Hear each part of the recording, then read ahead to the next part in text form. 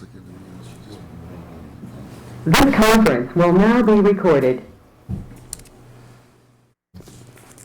Well, welcome to the Sturbridge Conservation Commission meeting for April 18th, 2024, 6 o'clock, 6 p.m. Conservation Commission will hold this meeting in person with the option for virtual attendance. In-person attendance will be at the meeting location listed above, which is 301 Main Street, Sturbridge, Massachusetts. And we are upstairs on the second floor. In addition to documents presented in the Commission's packet available on the website, full application plans and narratives are available on the website too. For quorum, we have.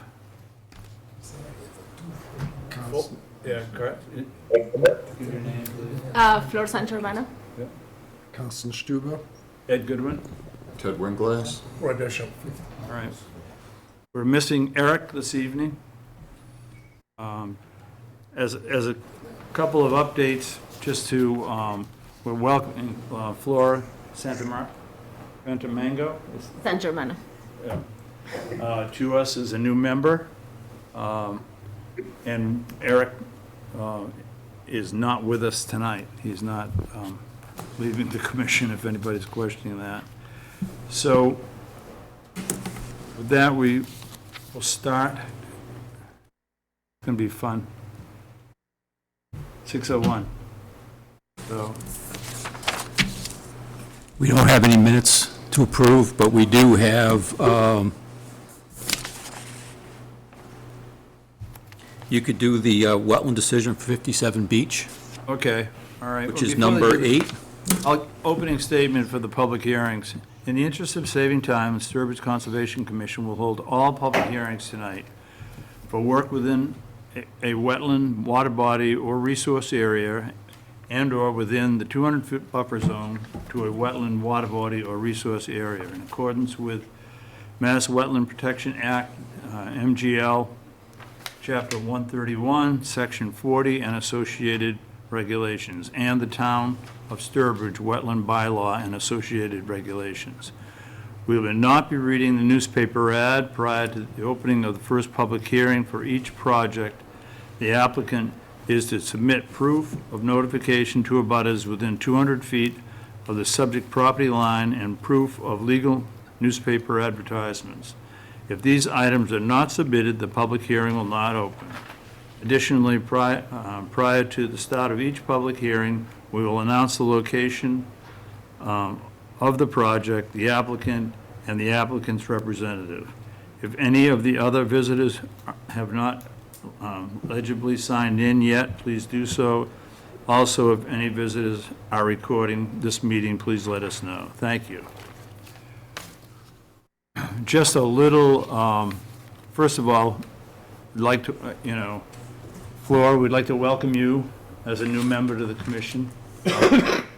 We are, just for the public, we have added a person in the associated, we have 2 associated spots because we're looking for change coming this summer, and we want to be prepared to, so that we can step people into positions. We're required to have 3 positive votes on any application, and to do that, we have to have consistent attendance on that application,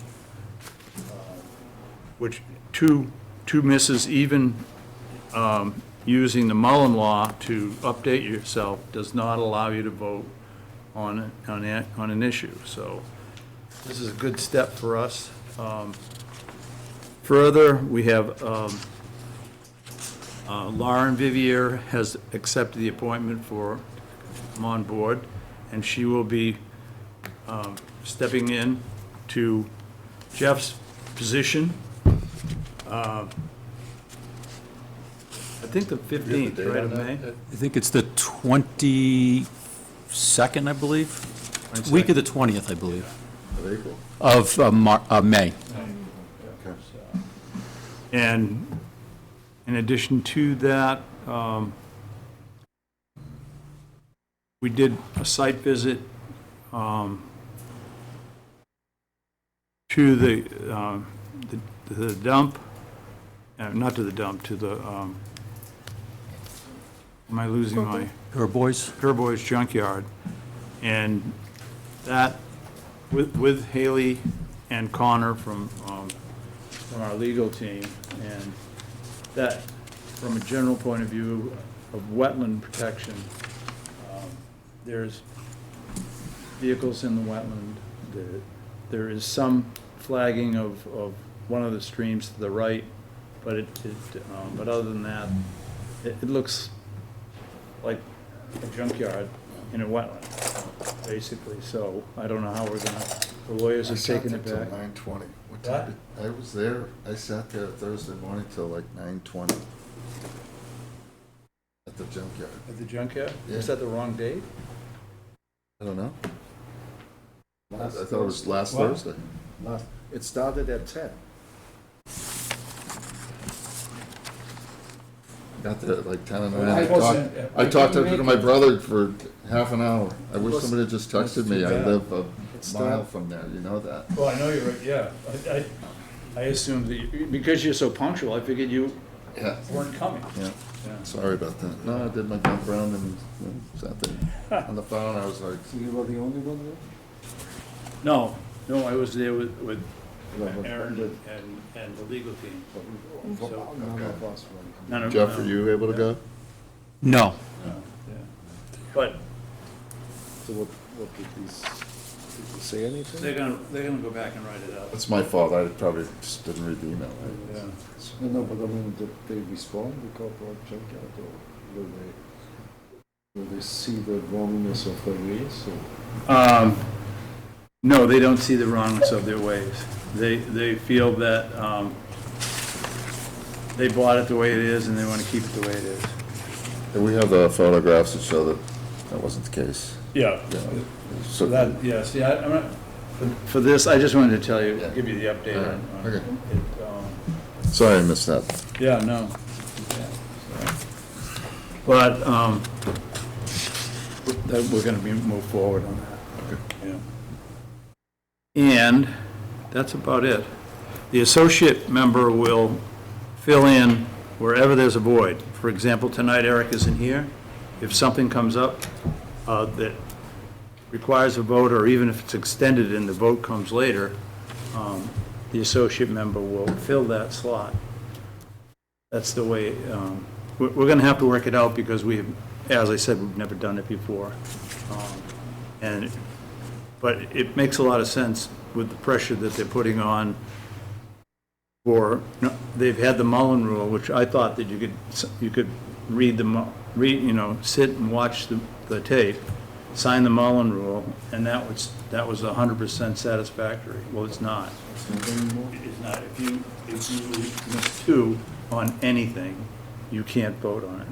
So But otherwise, if you miss one and see the tape, that's okay. that's okay. Yeah, that's the way it's going to be. So Well, on the reverse side of that, then maybe we should stop taking applications that don't have DEP numbers and allow the board to focus on the ones that are ready to be listened to. I understand a preliminary review, but sometimes those things turn into 20 minutes of preliminary review. Yeah, it is. And that's not, everybody's then late, people at the end of the meeting get kind of screwed, in my opinion, so. But I don't disagree with you. It's really been the Because is that actually considered a part of the public hearing without a DEP number or no?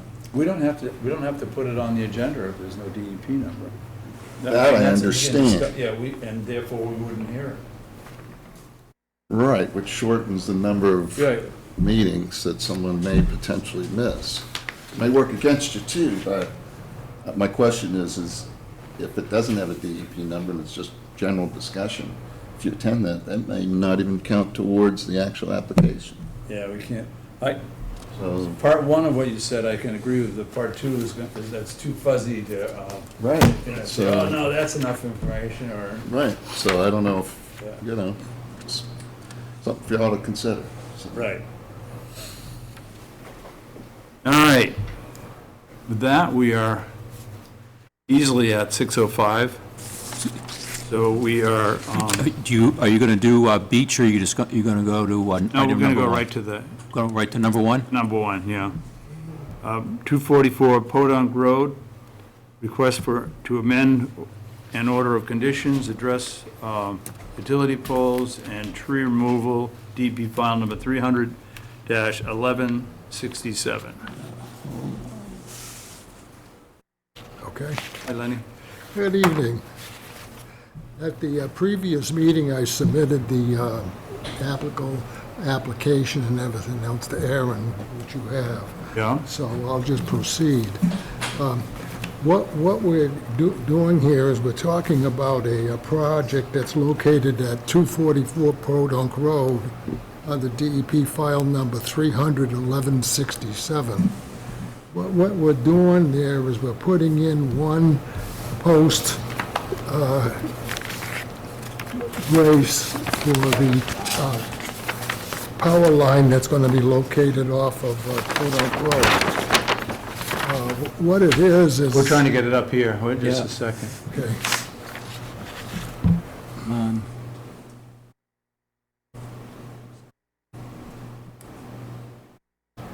All right.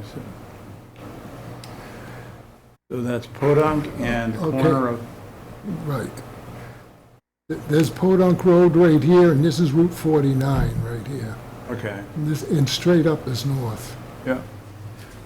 What we're talking about is right over here,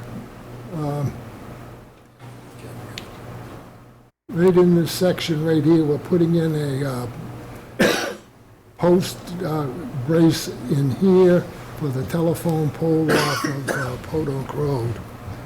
The new telephone line is coming from here down Podunk Road, which was approved by the Board of Selectmen previously.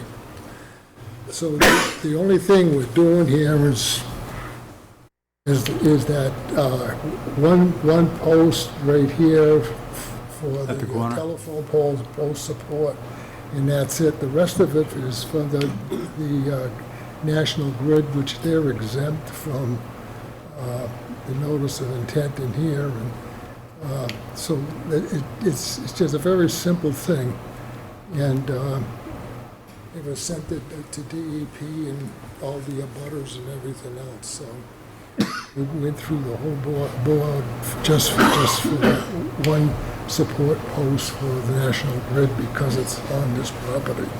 That's it. Okay. Anything from you? Any comments? No, the National Grid poles in Podunk Road, there are existing poles there. Yeah. I think they're probably going to be replaced as part of their project, but there is a pole already in that location.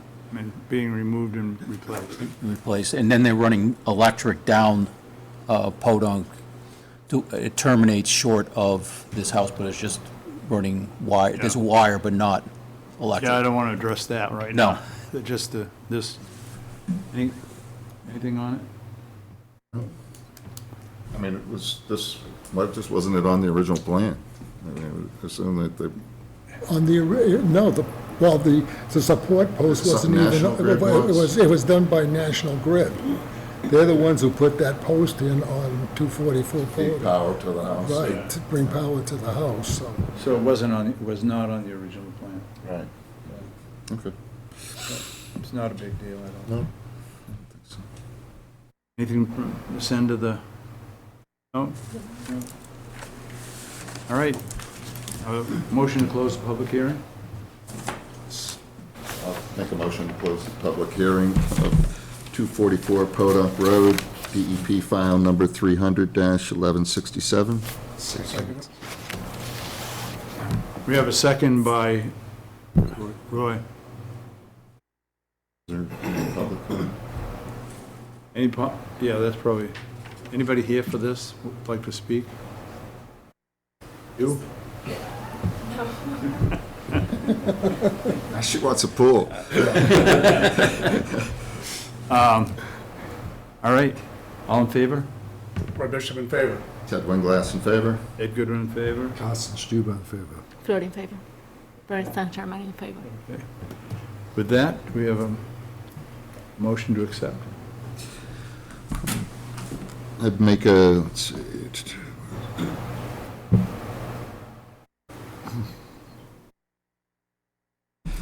I'll make a motion to approve DEP file number 300-1167 for the installation of an electrical pole with the conditions as set forth prior to start of work. Plans will be developed and submitted for approval to include the erosion control sediment associated with the installation of the push pole.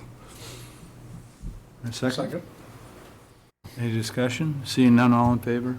Roy Bishop in favor. Ted Winglass in favor? Ed Goodwin in favor? Carsten Stuber in favor. Bertha Sherman in favor. Great. Okay, thank you for your Lenny? time. Lenny, stop bothering us. I quit already. Florida should be looking good.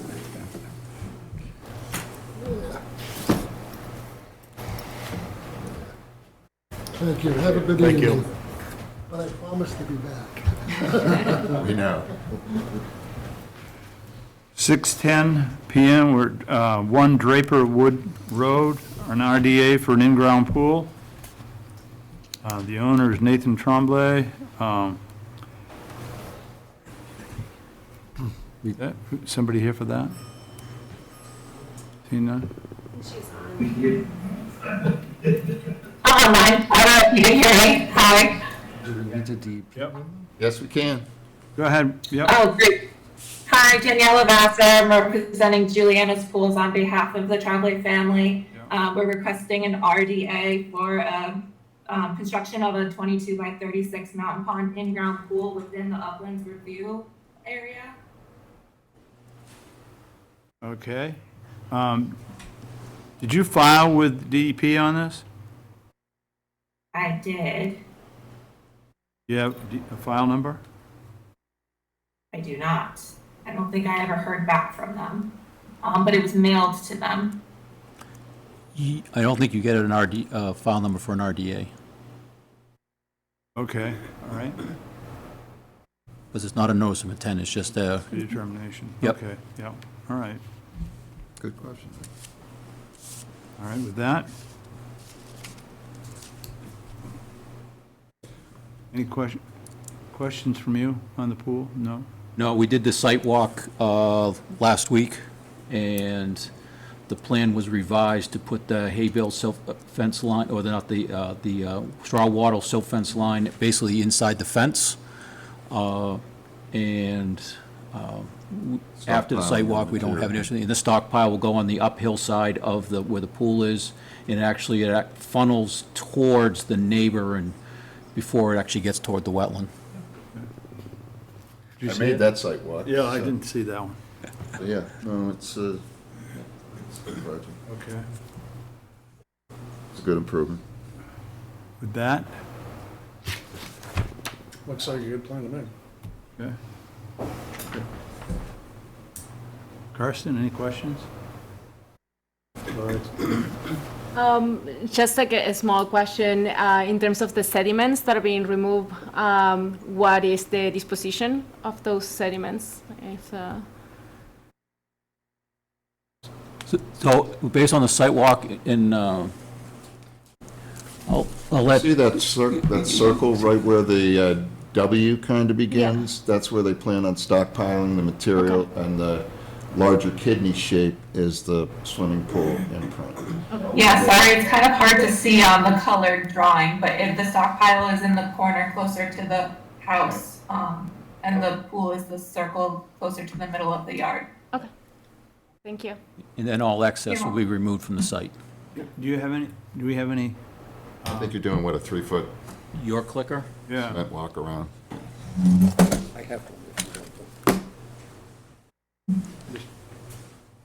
Alright, so. Laura, you wanna point to where you, just so you're all set? I'm all set, yes, Oh, I okay, understood, alright. like the pool and the sediments and the sediments are like moved out of the property. That's good.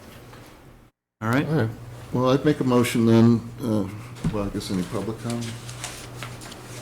Anybody want to talk? No, okay, check. What's the pool?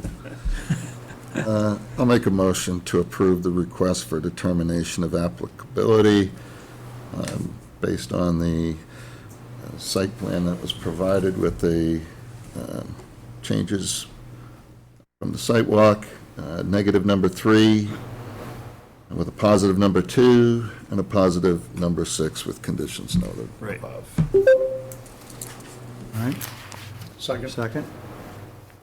Any discussion? All in favor? Roy Bishop in favor. Ted Winglass in favor.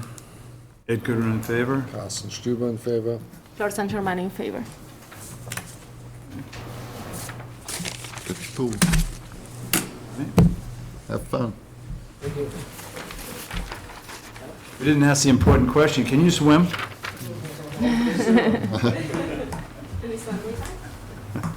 Floaties. We'll get there. Thank you. Bye. Thank you. Goodbye. All right, we're now at 200 Haynes Street.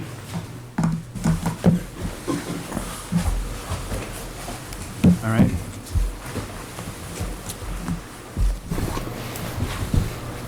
Gentlemen, introduce yourself to the audience. Good evening. For the record, my name is Brian Yurgation. I'm a professional engineer from BSC Group, and I'm here on behalf of the applicant, Bear Peak Power. This is, Yeah, I'm Chris Forlachek. I'm Director of Development at Bear Peak Power. Okay, great. All right. Well, the last meeting didn't go so well. We seemed like we were asking some questions, and the basic answer was that the planning board had already looked at it. And I don't know if that set a tone or what. I can't tell you, but we getting you guys in here. If you can go through the list quickly and show us and tell us just what you're doing and what you're thinking. sure. So, Think of the last meeting, think of that you're just coming in, okay? sure, absolutely. I was just, I was just going to say, I did review the tape, watch the video from last meeting, so I heard everyone's concerns. Yep. And then, as you know, as you saw, hopefully in your packets, I took all the comments that the peer reviewer had, starting with his November 26th letter, and as well as some of the requests from Jeff. I'll say up front, it was better written than the first draft. Thank you. Well, I heard you, so I watched the whole video, so Yeah. I tried to give you, specific answers. I'd be happy to go through them all. It might, I know you said quickly, but there's a lot here. Do you want me to kind of summarize, or how? I would like to know where the stormwater basins, can you just point them out on the map? Sure, so, There's a pointer. thank you. Be easier. Yep. So this is the infiltration basin, that's a surface basin. And then we also have 3 other stormwater management systems. We have a system here, which will be below ground with chambers. And then we have a second one here and a third one here. Each of these 3 systems are designed with pre-treatment for the, because they're taking runoff from impervious, portions of impervious areas. So all those are pre-treated, and then that water will be recharged into the ground. And together, these systems can all manage a 100-year storm or greater. They have that ability. And in addition, the infiltration basin back here, we had some comments that over the course of the project, we made that a little bit bigger, we made it deeper as well. But we now have the ability to store a 1,000-year storm in here and still have a little excess capacity. In the 100-year storm, you're required to have 1 foot of freeboard, so the maximum water level can only be within 1 foot, the most of the top. So in a 100-year storm, we have 1.5 feet now. So I know that those were some of the concerns, because this is obviously a very steep slopes here and steep slopes on this side as well. But one thing I can tell you is that all of these systems have been designed in accordance with both the town of Sturbridge requirements as well as the Mass DEP stormwater requirements. And there will be less runoff following construction than there is now. And that's in the case for the 2-year storm, the 10, the 25, and the 100-year storm. And that's what our stormwater report shows, both the total volume of runoff as well as the maximum peak rate, like at any one during the height of the storm. Both of those will all be reduced following construction. And this enhanced system is on the side where the retirement homes are? Or? Yeah, so this is the Sturbridge Co-op Okay, is back here. Yep, so that takes care of that. yes. And then in addition, I saw that you agreed to install a silt fence line. We did, so we have perimeter erosion controls, as well as we designed some of the potential locations for any dewatering that would occur during construction. And yes, we did we did two different things. Originally, when we first proposed the project, we just had the compost filter rolls, which I'm sure you've seen them. They're the wiggly worm-like things that are filled with compost material. Originally, that's all we had around the perimeter. So we then went and we added a silt fence around behind that entire thing. Now, both of these are actually keyed into the substrate, and which is what you want, because that fabric will extend under the ground, so there's nothing that can possibly get underneath it. And I have to tell you, that's the number one mistake I see all the time on sites, is that they don't actually, that fabric, the bottom of it is meant to be, dug into the ground a few inches. Most people don't do that, and that's why you naturally get sediments, going past it. So we did add that, so we have a double layer of protection. And then in addition to that, as you noted, I did add an intermediate row to even, take the burden off those outer perimeter controls, so they'll last longer. I mean, in every site that I've ever been on in construction, there's always some erosion and sedimentation that happens, and the trick is how quickly you have to stay on top of it and monitor it and repair it. And that's what the NIPIDIS permit requires us to do. Once you cut, how long from cut to completion? Thing is seeded and you're looking to grow some stabilization in there. Yeah, The total construction timeline, is that what you're saying? You're gonna clear cut it, so. Yeah, I would say, once we start clear cutting the land until, all development is completed and we're ready to turn the system on, it's roughly 6 months, like 6 to 8 months is kind of what we're seeing on a broad average. Maybe for a site this small, it might be closer to 4 to 6 months. Okay.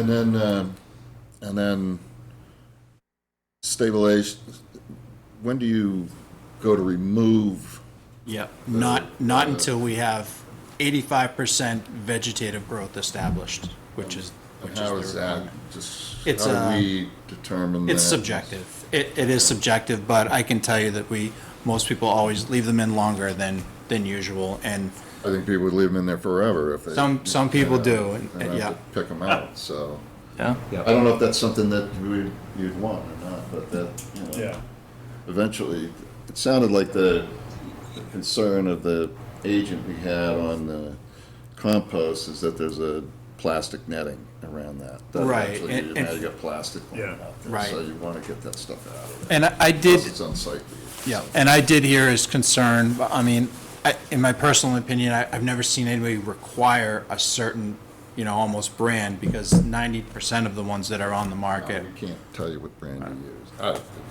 But, yeah, they will be fully removed once the site is stabilized. That's the intent, anyway, so. Yeah, and just for clarification, there will always be a condition that all the sediment erosion control measures can't be removed until after the final inspection done by the Conservation Department. Okay. That's what I was gonna ask, if Ed's gonna be out there. Yeah, yeah. As long as you don't call me to go blue fishing down.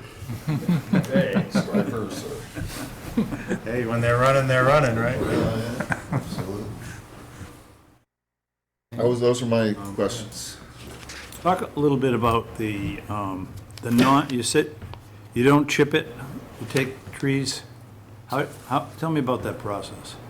Sure, so well, there's two different things. This is a unique site in that, because there was a concern, from the abutters on the south side, that we are proposing some vegetation along our limit of clearing. Yeah. And based on a site visit that our landscape architect went out with the town planner and some other folks as well, and they said, hey, there's an awful lot of mountain laurels on this property, which would be are very well suited to provide the screen that they're looking for over here. So, in addition to, I know we use the term clear cutting, but there will be selectively enough mountain laurels, and there's quite a few. I don't remember how many that works out to, but they will be dug up. I could give you a zillion if you want. So, at any rate, Excuse me! That's not funny. I'm so sorry. it's all right. Anyway, So, in addition, so there will be, I want to say, I know it's at least 60 probably of them will be transplanted. That will be done at the early stages of construction. I think your question was how long after?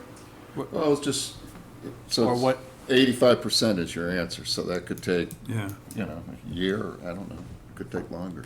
So it But depends yeah, on no, how the, Mother Nature treats. but all the trees would be, with the exception of the mountain laurels, all the trees will be removed from the site Yeah. completely. So you're gonna uproot the mountain laurel? Yeah, they'll be transplanted, I would assume by hand. Transplanted, they have a tendency to grow very slowly for a while. They die back, and then they come back. Lucky them. How heavy a border are you gonna put in? For the trees, there'll be 2 rows staggered, I think it's 10 feet on center.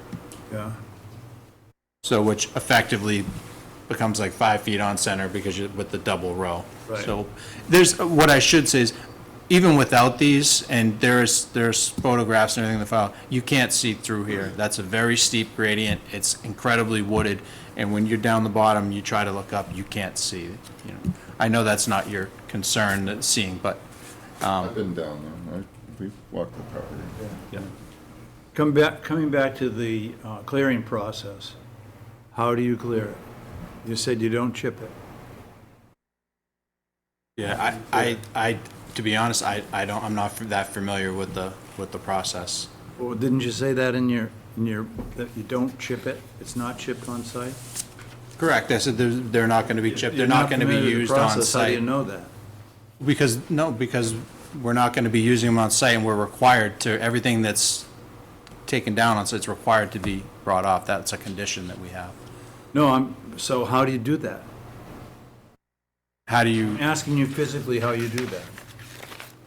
you can cut them up? You cut it at the base, or do you come in and take the whole tree up? Yeah, I think based off of my experience for other sites, they would, completely uproot the tree and just haul them off site. The particulars of what happens in between the removing from the soil and hauling off site. You're gonna take you're gonna take trees off whole? That can't be the process. I mean, typically, they're cut and then stumped later in a second day, and then removed. But I'm sure you've seen the big machines with the huge claws, and they put them on, they can take pretty long sections of trees, and if they have to be cut up, they That thing would. at the base, and then they just. I mean, that's really the contractor's means and methods, Go by with whole trees on a truck. Seen this one? Just slams the tree back and forth, every branch is gone, and they got a log 28 feet. Well, a log I can see, but then what do you do with all the branches? There's no chipping, there's not a chipper on site? We're not intending it, but, No, I should say, we don't have a You're gonna have a contractor. lot of brush. Whole trees don't get carried off, in my experience. Yeah, I've never seen that. Yep. I'd like to know what you're doing. I mean, we don't have a contractor selected yet, so I can't tell you the way that they're gonna propose to do it, but I can. What would be your preference? Oh, no, I'm not coming to you with a preference. I just Okay. saw in it that you, don't chip. And I think you do. I think you chip those suckers up like a madman and put them in big box trucks and drive them off. That's certainly one method, yep. That may be the way. But I think we need to know that. If you're telling us something you're not doing, we want to know what you are doing. Well, we can chip, we have the flexibility right now. This is kind of the planning stage for us, I'm so, not trying to pin you into doing it a way that you don't want to do it. I want to know how you're doing it. yeah, to my knowledge, based off of how we've done it in the past, we removed the trees whole, cut them up, and then transported them off-site. I think some sites have also been chipped too. It is kind of, a decision that's made on-site at the time, based off the contractor's, preference, but we could do it either way, if there's a strong preference that would benefit the conservation, district, we could absolutely work with you guys on that. Is there an advantage? What? Is there an advantage from our perspective to do it one way or the other? I mean, I wasn't fully sure about the ships. I can't answer that because I don't know how they're doing it. Well, let's say they ship it, is it? What? If they ship it, what would be wrong with that? I mean, I am not. Yeah, we can chip it, we can just add it to our plans, if you guys want to add a condition.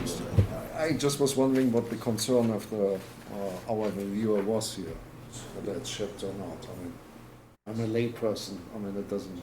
I thought the question was, if it was gonna be chipped and used on-site as part of the erosion control materials, and that's why I answered, no, we're absolutely not gonna be doing that. They'll purchase That's them. how I Maybe read that's- your response. yeah. That's actually how I That read makes the more response. sense. That's what I intended anyways. To be honest, I don't know what a contractor may come in and say, for this site, for what X, Y, and Z reasons, it's more efficient for me to chip them, and I can give you a better price, and then they'll say, great, chip them. So how many of these have you done?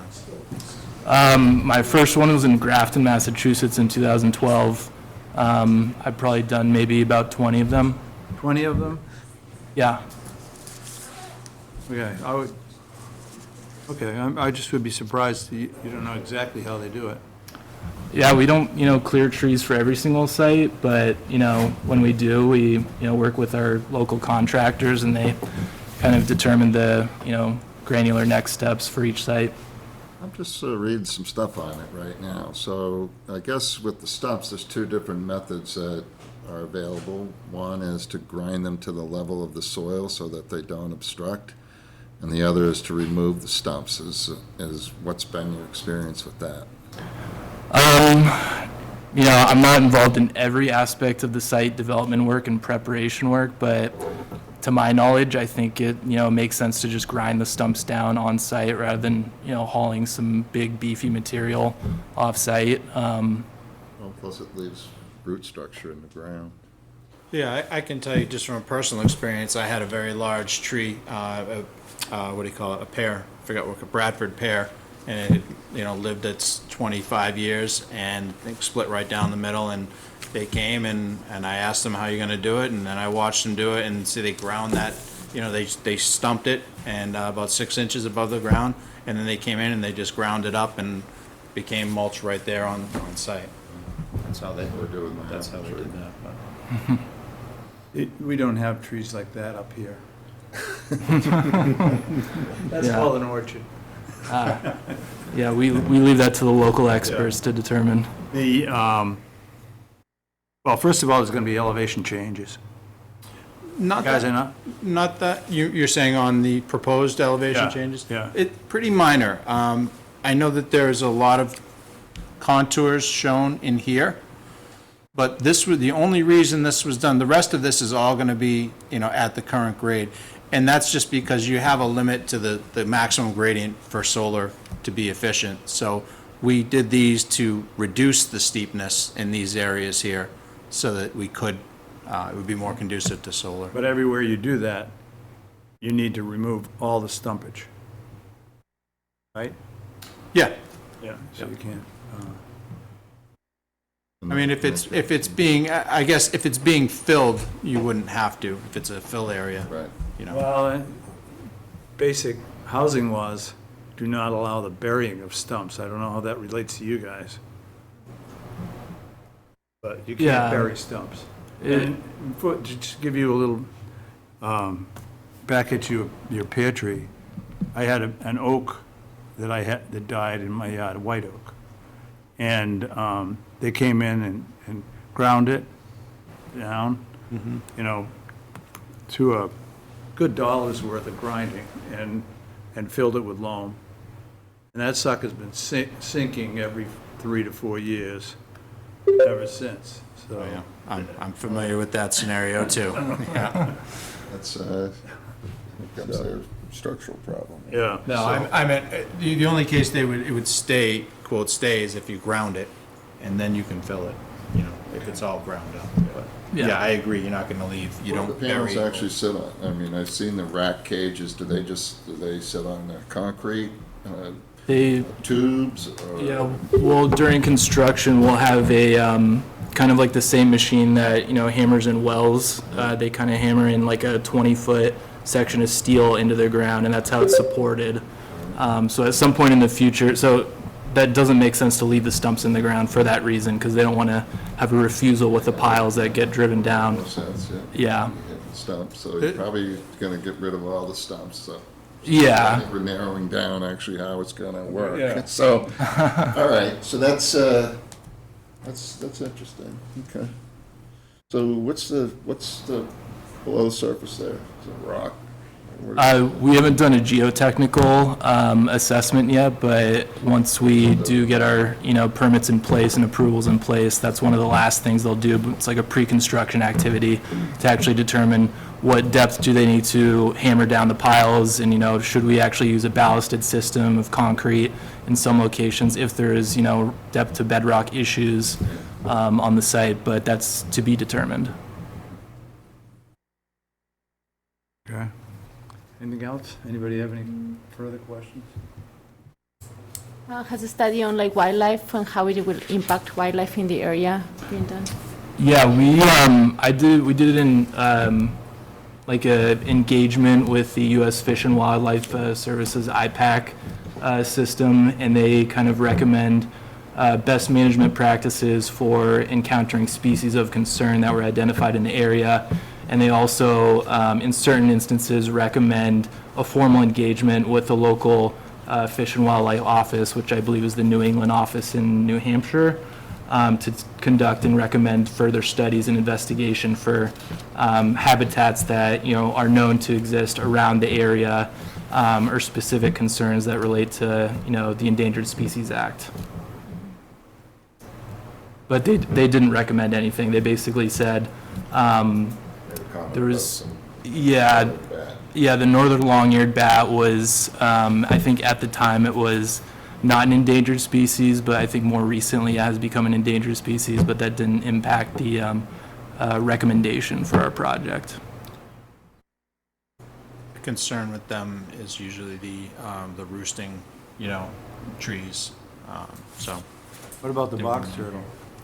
The box turtle, I don't believe that came up in our screening. It came up just across the highway from you on the solar that we put in. Okay, is that near the river, the one near the river? Yeah. Yeah, we ran into that one for, actually the Grafton project I worked on. They did a site walk, and they recommended we do like put a 100-foot buffer and put like a nesting ground in there, but based off of all the site visits that we've done with planning officials, and, you know, it sounds like you guys went out there too, there are no species at least immediately identified out there. But, you know, if we do encounter any species, there are listed best management practices that will be incorporated into our plans. So they do address things like what to do when you encounter a species, who should you call, which in this case would be the conservation district here, and stuff that might come up during your final inspection too, or perhaps pre-inspection if there is one. What about special fencing? So the fencing is gonna be 7 foot high, that's the electric code. It's gonna be black vinyl coated, chain link fence. Is there gonna be any crawl?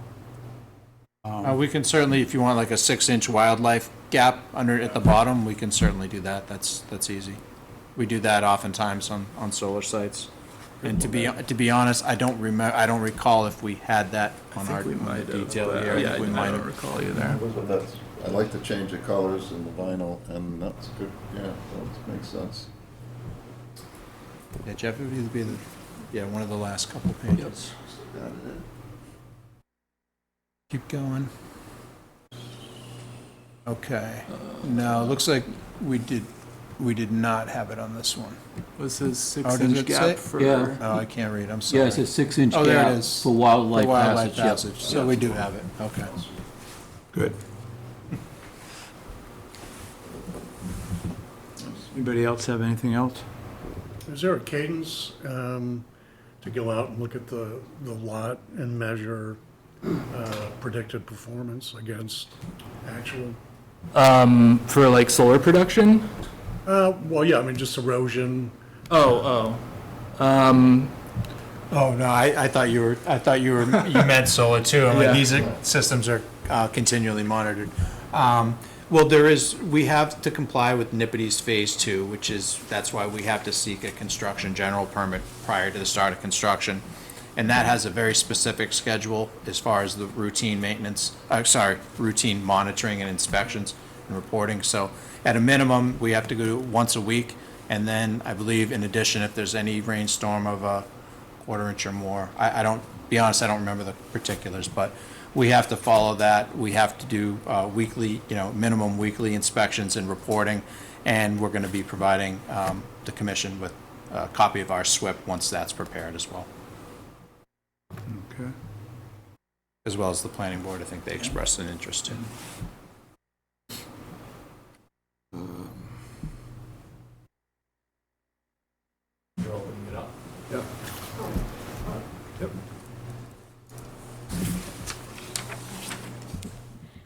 Good evening, Barbara Murphy, 30 Bentwood Drive.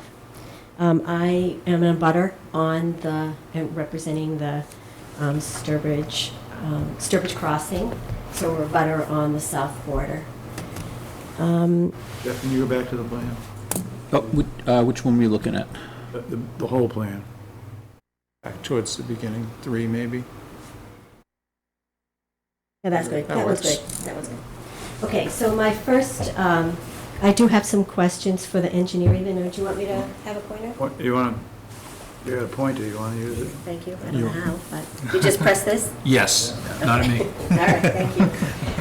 I have questions that I don't mind if the engineer answers. Do you want me to address them to him or to you? Oh, no, to the engineer. Okay, okay. All right, so question 1 is going to have to do with, okay. So we're down in here in this area, and there's 2 abutters, 30 Mashpog here, and we are here, just to give you that orientation. So your maps showed, it showed this runoff trough. You don't see it really well on this map, but it was on other ones, that the runoff would just go back like that to really to 30 Mashpog. But when you look at this area here, and it's hard to see on this again, but it rolls, the elevation marks roll around like that in a fan. Yes. So my concern was that it's going to, and we have, I don't know exactly where on here, but we have a sewer here.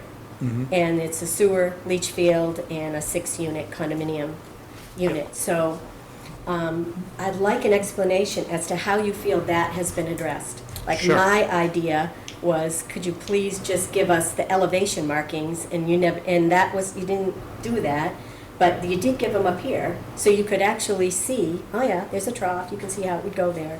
But my concern is this area specifically for us. Sure. So at present, in the current state, there's a lot of area which drains onto your property, runoff. And with the grading that we're doing and with the infiltration system, there's going to be less area following construction that contributes runoff to your site. So we're actually making your concern, there's going to be less water. So we're making it a better situation for you in terms of sedimentation potential. Why is that if you take out a lot of trees? Because of you're looking at the sheer area, and don't forget, trees are coming out, but it's gonna be a meadow. It's gonna be planted with pollinator mixed grass seeds. And there's physically less area that's gonna be drained to that. And you could, if you wanted to look at the stormwater report, you I can did. see the delineated areas, but it's a much smaller area. Okay, I guess I don't really see how taking trees out makes that better for us.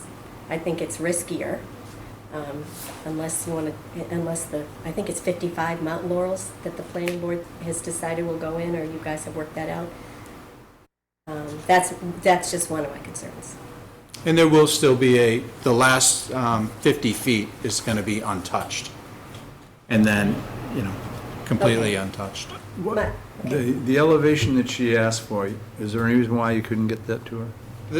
I'm looking, I can see the contours all over the place. I mean, you can't put They're not on our a number property. on every single one. It would clutter up the plan. So we just do them, on a site like this, especially with a lot of contour lines, we just stick to the main 5 foot, every 5 feet typically. So that's what we did. But No, you I have think a the question contour is- and you have an elevation, right? Oh, yeah, there's elevations shown all over that. All ours are labeled, and No, I just was wondering why you couldn't give her the one that she had asked for.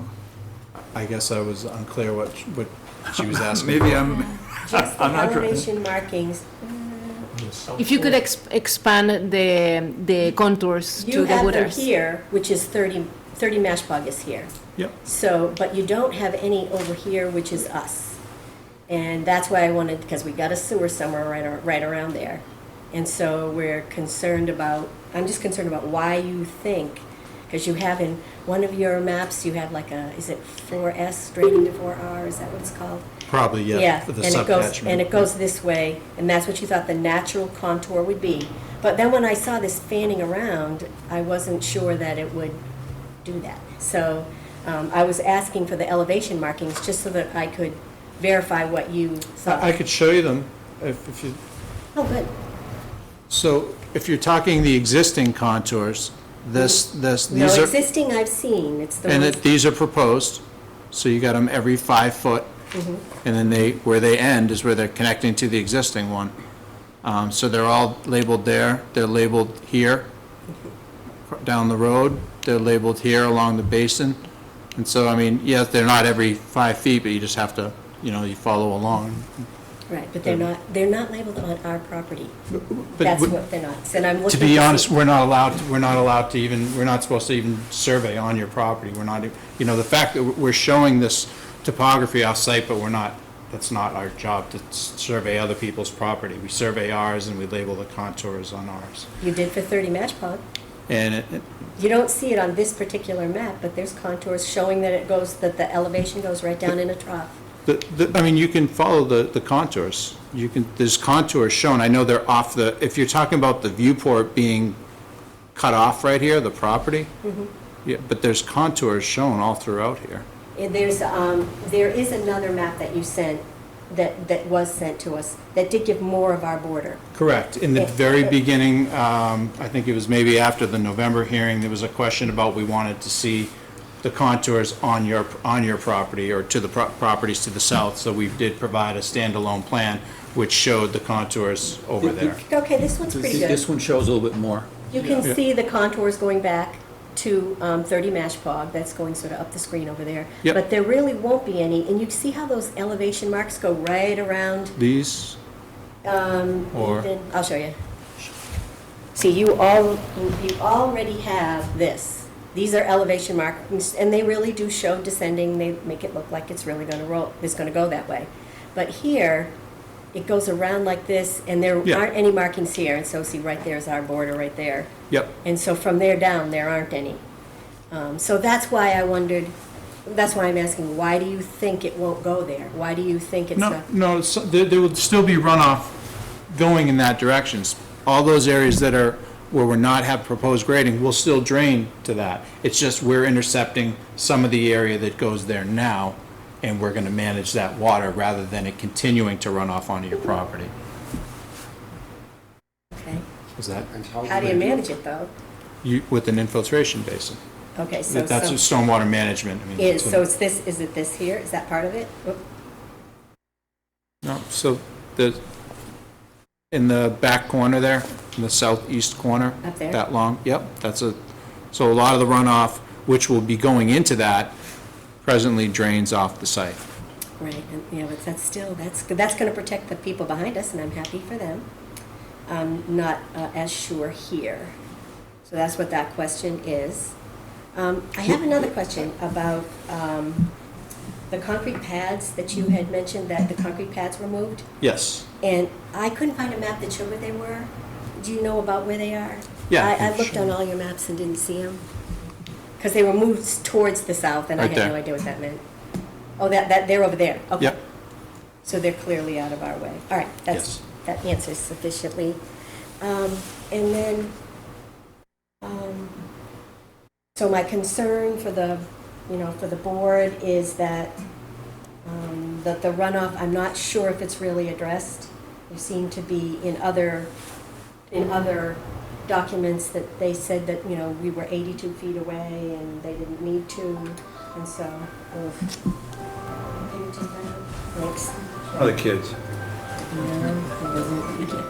Okay, and my last one is that there was a comment from Mr. Faniff too, when it comes to the sediment, to both the sediment control to both the retirement co-op and the residences of to the south, which is us, that a bond would be appropriate, that he thought. And so I wanted to know if that was still under consideration. And this would be a bond that would be different from the decommissioning bond that I think the planning board has talked about, but a bond to, in the event that there's a lot of sedimentation. So that's something I wanted to Construction bring bond. to the board. I think that's it. Thank you. You're welcome. Anybody else like to speak? Thank you. Just would have one comment from I did some research on this, and these farms are becoming, in general, more and more popular for renewable energy, and it's a long-term investment play. It's heavy capital up front, and 1 kilowatt out of a site. How much power are you going to generate? It's 1.3 megawatts. 1.3 megawatts, so that's about 800 homes maybe, or something. You're testing my knowledge. Yeah, I think it's like 500 to 800 average U.S. homes.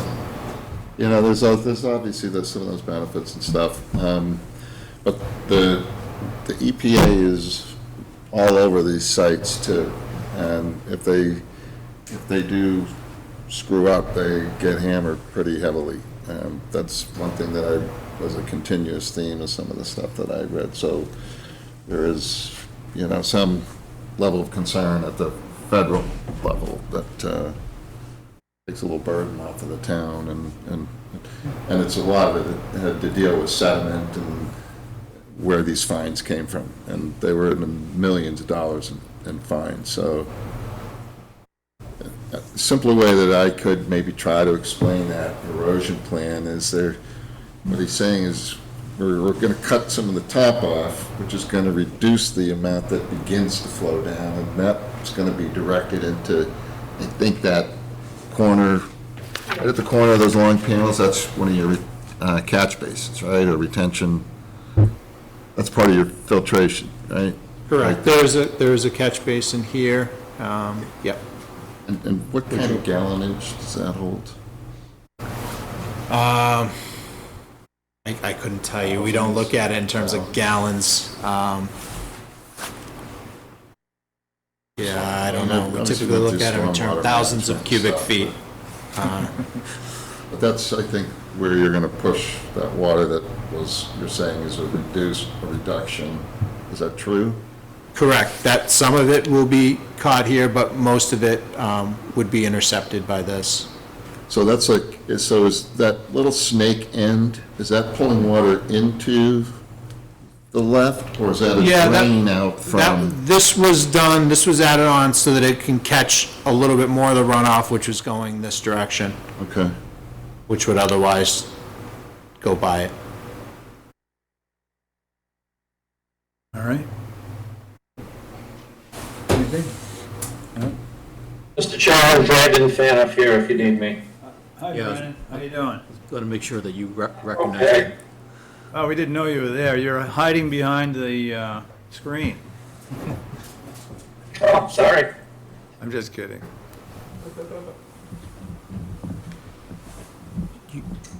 I did receive the April 4, 2024 dated response, but I only got it today.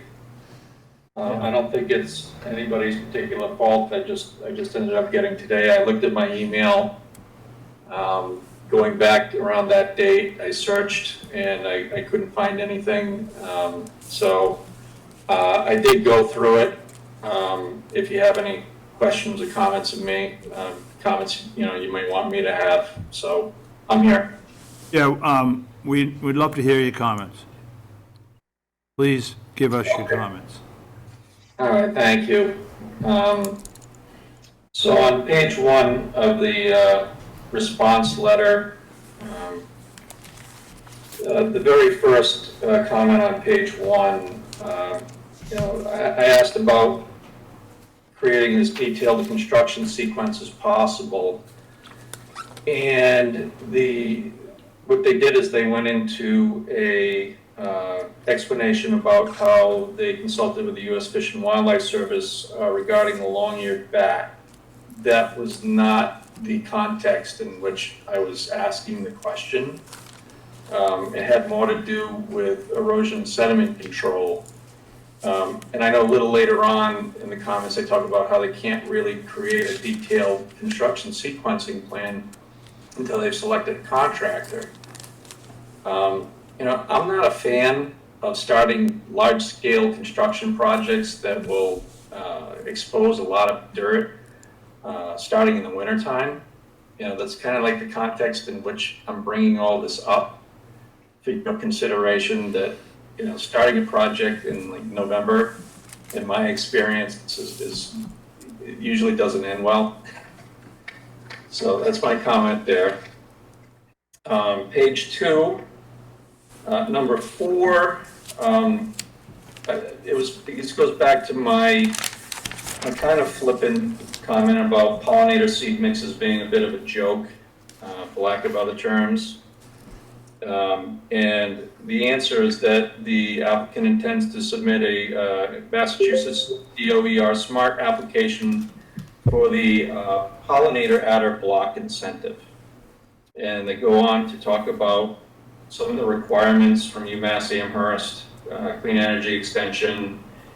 And I mean, that's not a bad idea to follow that. And I would, if that's okay with you, then just make that going through that program and all of the requirements of it to make sure that the pollinator mixes stay and become vibrant and verdant. Make it a condition of the order of conditions. Make it a special condition. And regarding, then they talk about the construction schedule once again and how it will be developed once a general contractor has been hired. You have controlling authority over quite a bit. You have controlling power over the way things get done if you decide to approve the project. So if you want to condition a construction sequence plan that makes the commission the most comfortable regarding whatever it is that you're concerned about, my biggest concern would be potential for erosion sediment on these steep slopes going down to wetlands that are actually off-site. That if it did happen, it would be a major headache to have to clean up. Comment 5 on page 2. But Brian, how do we, Brandon, I'm sorry. How do So we? just don't call me late for dinner. We could make a condition that all sediment and erosion control measures are in place prior to beginning of any construction. Right. That's a boom. Yeah. Is what it is. Yeah, so Haven't you comment been, 5. didn't it make you a little nervous what we went through with starting out with, are you chipping? No, we're not chipping. Well, we can chip. We're gonna take the trees off whole and carry them away. Didn't that give you a little fear? I think that the bottom line is we know how the trees are gonna come out, Ed. I mean, What? they're gonna cut them and they're gonna pull the stumps out. And Right. bring them off site. Whether I they, mean. if they chip them or Yeah. not, to me, it doesn't matter. They're coming off the site, one way or another. They're gonna go with the cheapest way to do it, because that's what businesses do. I think how we handle that is, well, I think what Brandon is kind of saying, well, they're not gonna give us a full sequence plan. They don't have one, but we can put in certain conditions that will at least hold, as best as we can, the property in its. The time to get Yeah. a sequence plan is now. Not later on, when things are running off the side of the slope and into the neighborhoods. That's what we call the EPA, and they get fined millions of dollars. None of that works, because if you've been in this long enough, we won't sue, we won't fine, we don't do that stuff. And what happens is, it just goes on. Can I make a suggestion? Yep. That a special condition be made that prior to start of construction, prior to the pre-construction meeting being held with the commission, that a detailed sequence, because until a contractor's, you have no control over means and methods. You have control over some things, but not means and methods, and you don't know what the means and methods of a particular contractor are. Right. You won't know that until a contractor is chosen. It gives you, because really, it's a good, everything you're saying, I agree with, Yeah. okay? But that's maybe a solution right there. I mean, it's very similar to what you did at Blueberry Hill. They can't do anything until they give you much more detailed information or just prior to the pre-construction. Then we can discuss it at the pre-construction. And at that time, you also have the contractor is present during that meeting. Therefore, you can express your concerns also at that point to the contractor. Does that make sense? Sounds good. So who's going to condition that? Are you guys going to write that into the condition? So we'll do that. We'll write the conditions, and our suggestion is we have Brandon help us write some of the conditions, especially the special. I mean, obviously, the standard conditions are standard, but the special conditions. Yep, all right. That makes me feel better. I do want to add something to the pollinator discussion.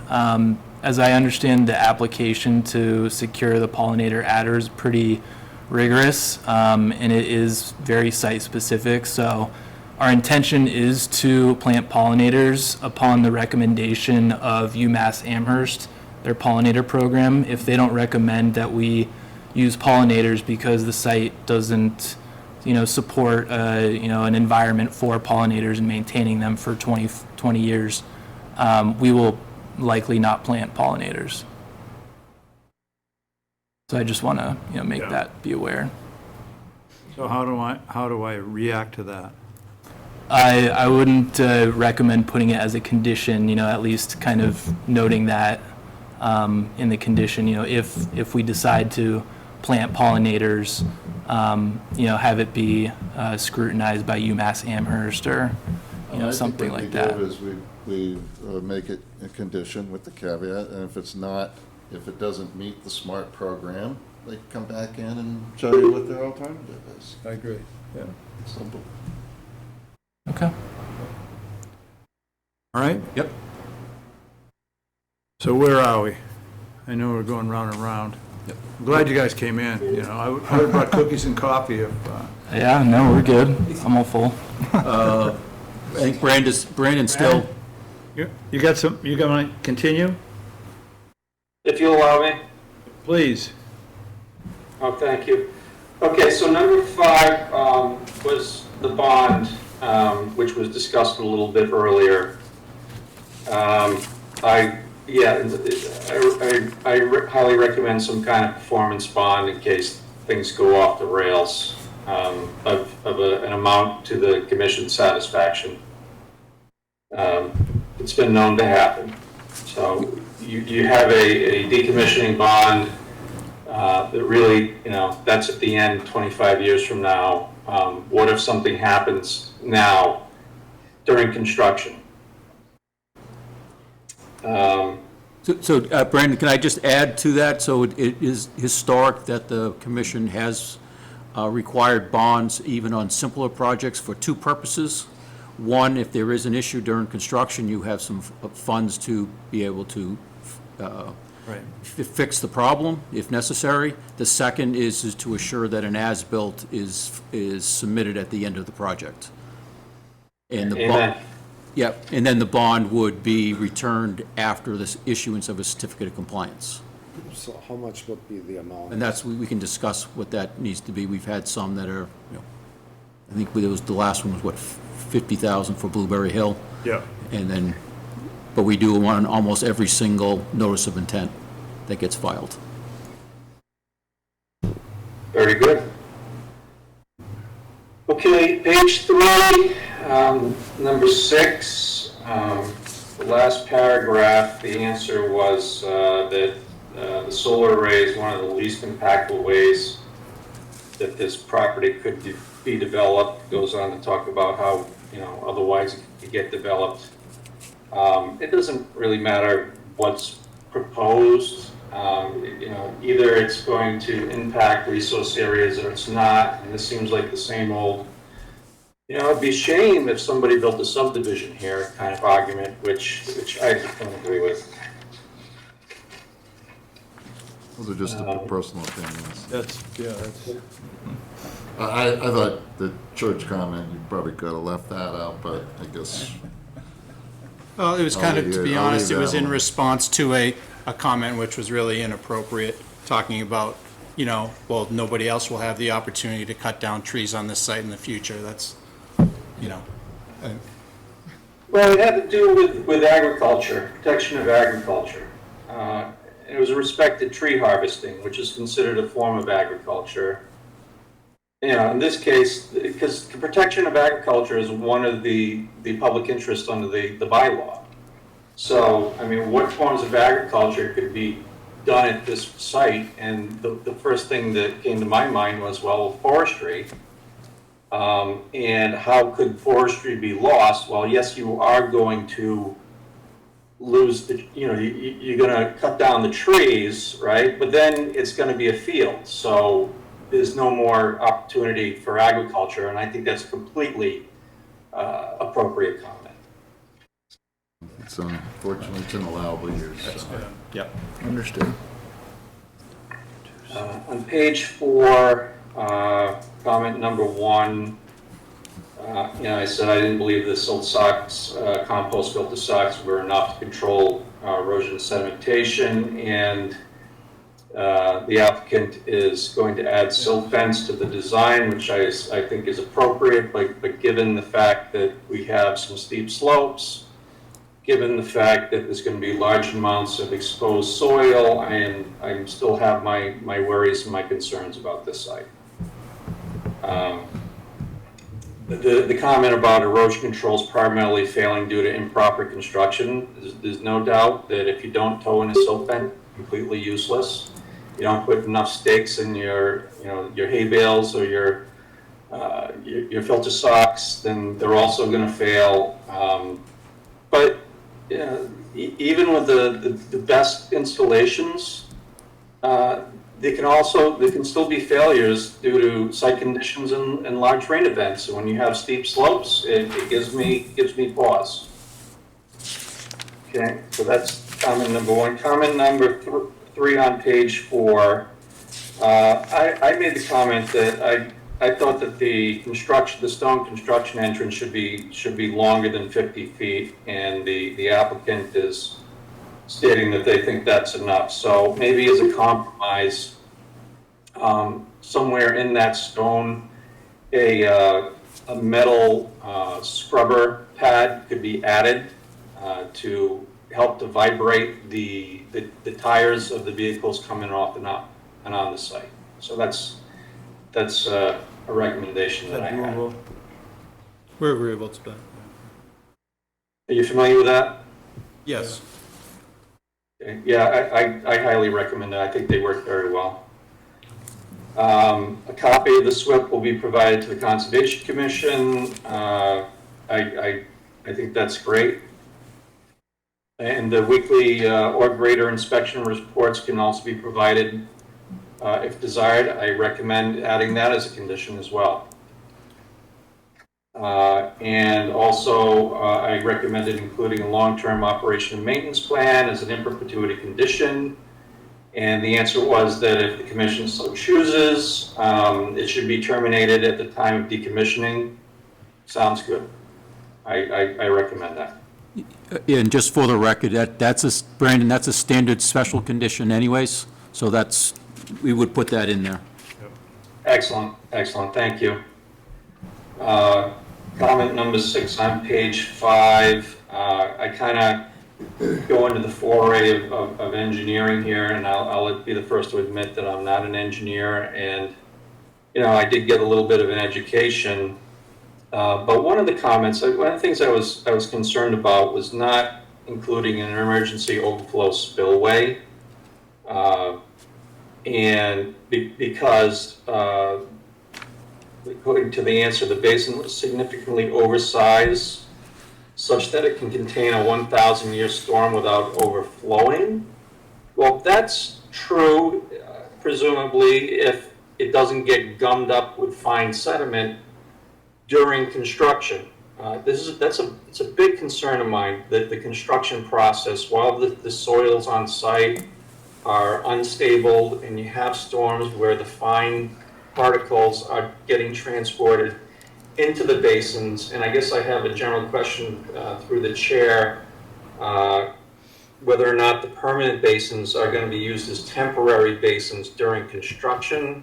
I'm not a fan of that because of that very reason. When you have permanent basins being used as temporary basins during construction, they tend to receive these fine materials which significantly lower the permeability rate. They're shaking their heads that they're not. We agree, Brandon. We don't use them either. In instances where we have used them in the past, there was a condition that they were completely dug out, prior to the site being brought online, but we have no intent to use those at all for that reason. Okay. We can write it down. I thought that emergency overflow spillways were a requirement. I've had trouble with this in town of Douglas, and there was a basin without an emergency spillway, and the water went over during construction because it filled in with fine materials, and it wasn't infiltrating like it was supposed to. Went up and over, and actually the side of the basin partially collapsed with sediment and water going down into an isolated land subject to flooding. There was also a vernal pool completely obliterated. So in this one, it's facing the retirement community, so that gives me even more pause. And I understand the reason why you said that, but I just thought that emergency overflow spillways were a requirement through the chair.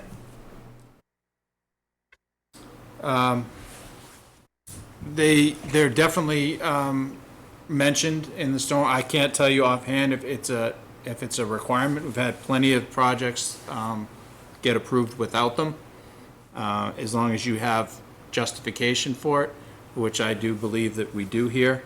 Also, one thing that I do not like about spillways is if you do have an extreme, precipitation event that's going to cause the basin to be surcharged, you're actually directing runoff in one location versus if you have an equal berm all around the top, you're spreading out water in all directions, less concentrated than a spillway. So I actually prefer not to have them whenever possible, as long as, and I can tell you I haven't designed too many basins that can hold a 1,000-year storm. So I have a pretty high degree of, and in a 100-year storm, I have a 1.5 freeboard. So I feel pretty good about this one. In addition to that, we know that stormwater is very conservative designs that are required. And this is going to be a meadow, and there's not going to be as much runoff as the model even says that there will be, and it's really not a huge concern of mine. I understand your concern with sedimentation during construction period, and that's why we do not use any of our facilities for temporary construction sedimentation control. Thank you. Regarding the reduction of runoff and meeting the stormwater standards, I tend to agree with the abutter who was just up speaking, that you have a forest and it's going to become a meadow. It has the different curve number, it has a different roughness coefficient. It's not sucking up as much water. You don't have the deep roots stabilizing the ground. In my opinion, you're going to have more runoff. That's the way I see it. Okay, comment number 7,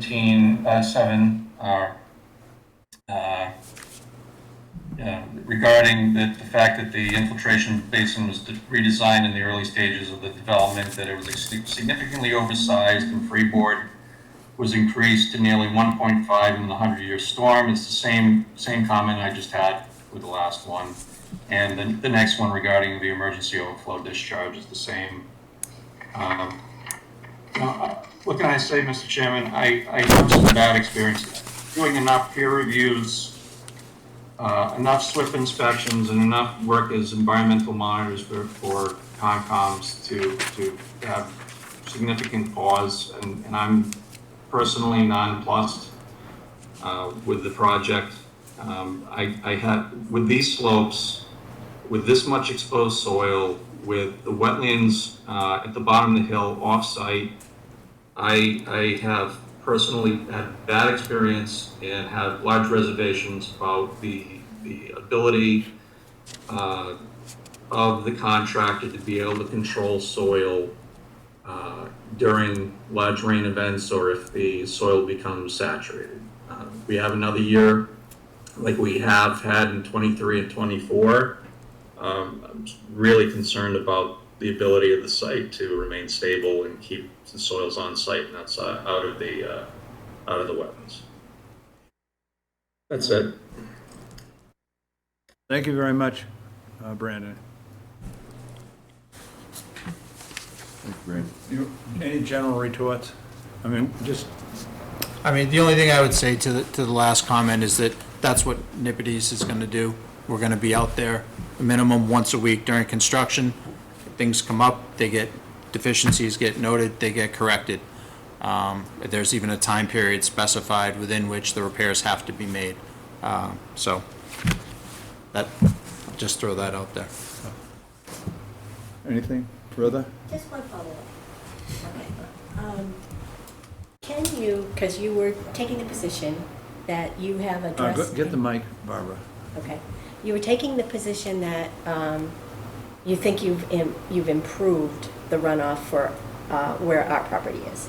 So can you do something like even put a drain along there that's going back to make sure it goes into, because we have the big basin that goes like this, but our property is over here. So can you put a drain that makes sure it goes into that basin, or? The plan up. That's all right.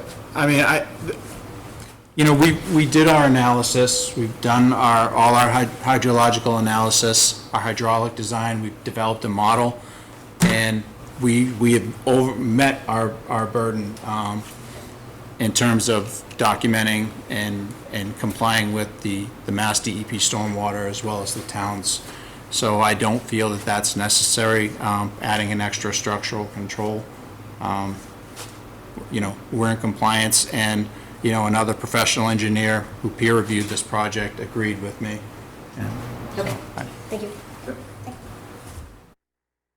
All right, that said, we got some changes we need to make here as far as write-up is concerned. How do you want to proceed? Conditions. You mean, they're all conditions, right? I didn't think it was anything for us. Conditions. Right. Yes, conditions on the, that we, They're not ready now. Correct. So, I mean, I don't want to, may I speak? yeah. I mean, typically, the agent would draft those conditions, can send it to the applicant to review to make sure that we're okay with them all, send it back. We could coordinate that way Yeah. with the conditions, but typically they're not, I guess on occasion we've written them, but typically they're done by town staff. Correct. And then we could just, Like you always do. just to review to make sure that there's nothing that got slipped in there, and that's it. All right. You ready to vote? But we are not Any other voting discussion? to approve, right? I mean, Do you have any other discussion? no, but we are not voting to approve at this stage. We just That's wait for what the they're here condition, for. right? So that's what they're Therefore, asking today. for. Oh, but without us knowing, I mean, and so the conditions will be put in? Yeah, we would put the conditions in before it gets finalized, so we. Recorded with the plan. Correct. We would write the conditions like so typically like in the last one, you close the public hearing, you voted on, it, and then we write the conditions. You approve the project now without fully having the. Right, you can approve it, and you can add some conditions in that we would then add to the special conditions as we write them. That's what we've always done, Correct. based on the conditions that were discussed and be provided by the town's agent. That's how, All right? all right.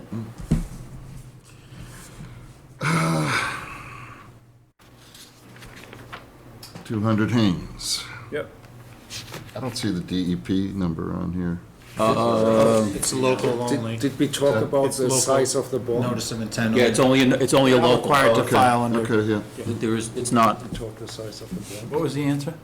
it is not Yeah. it doesn't get filed under the state, it's only local. It's only a local We're bylaw. outside the 100-foot buffer zone.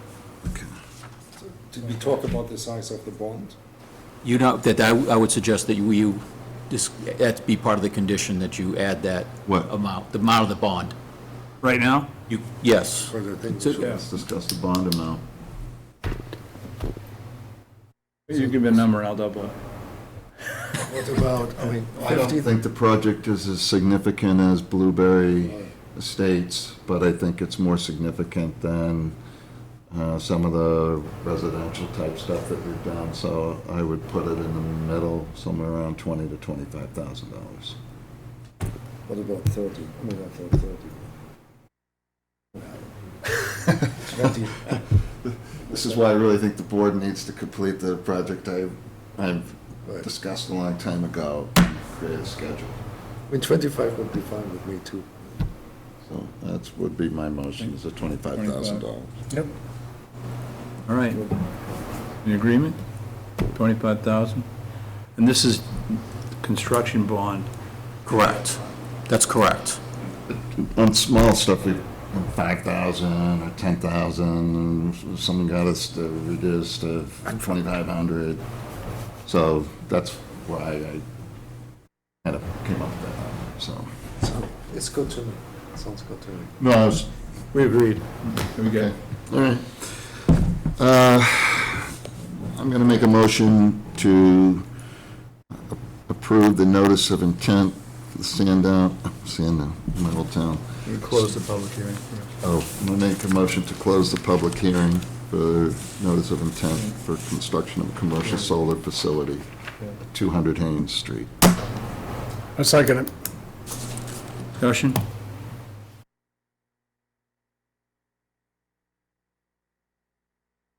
Roy Bishop in favor? Okay. Ted Winglass in favor? Ed Goodwin in favor? Carsten Stuber in favor? San Germán in favor to close the Yeah, hearing. She cannot vote on this. Right. Oh, to close the hearing? Okay. Yeah, no, Okay, correct. so I abstain. That's correct. San Germán You abstain. can be part of the discussion, but you cannot be part of the Yeah, vote. of course. Glad to hear your vote, we just can't use it. Yeah, no. I was going to abstain for the general vote anyways. All right, I'm going to make a motion to approve the notice of intent, construction of a commercial solar facility on 200 Haynes Street under the Sturbridge wetland bylaws. with the conditions that have been discussed and will be provided by the town's agent.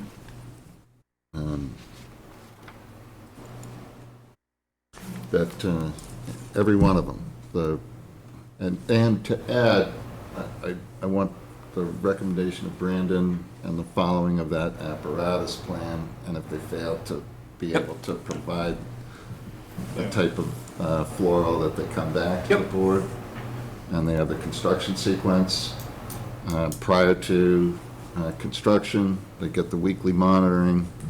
I won't be here to enjoy that process, but I understand your concern. They have done a lot of rework on the plan, and they do have a right to develop it, so. But better behave. Ed will call the EPA. So are we moving now? So that's my motion, and You have a second? I second it. Discussion? Roy Bishop in favor. Ted Winglass in favor. Ed Goodman in favor. Carsten Stuber in favor. St. German abstains. Thank you. Well, thank you very much. Appreciate Thank you. Coming in. Thank you.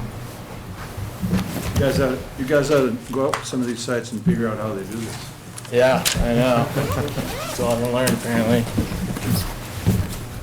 Thank you.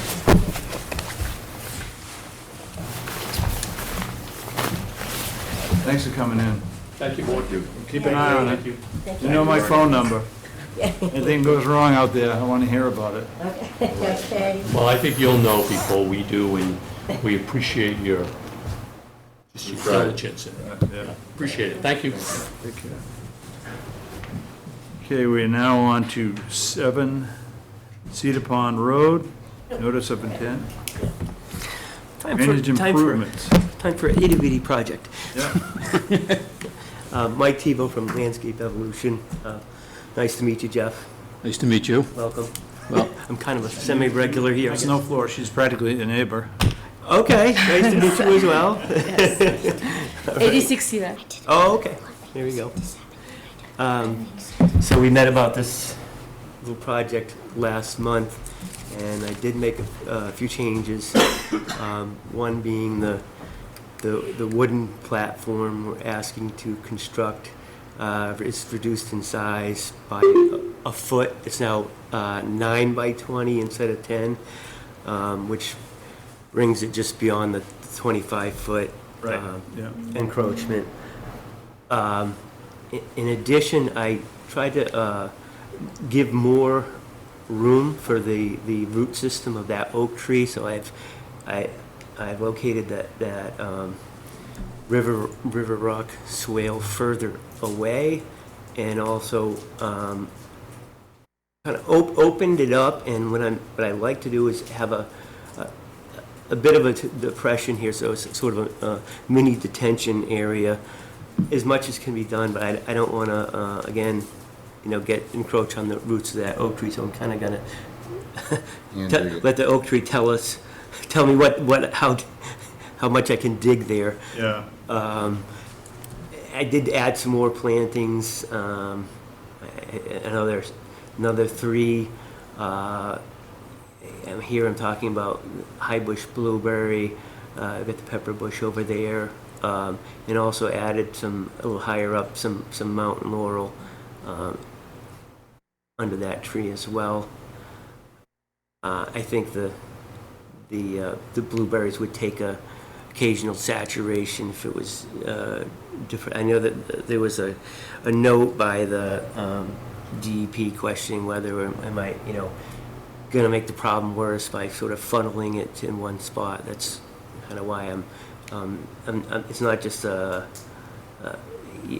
narrow swale going through there. I'm trying to sort of carve it out a little bit and spread out that water. But the other idea was really for the river rock is to slow that water down and get it to infiltrate as much as possible. Right now it's just very packed soils, and I think the water just skates right across.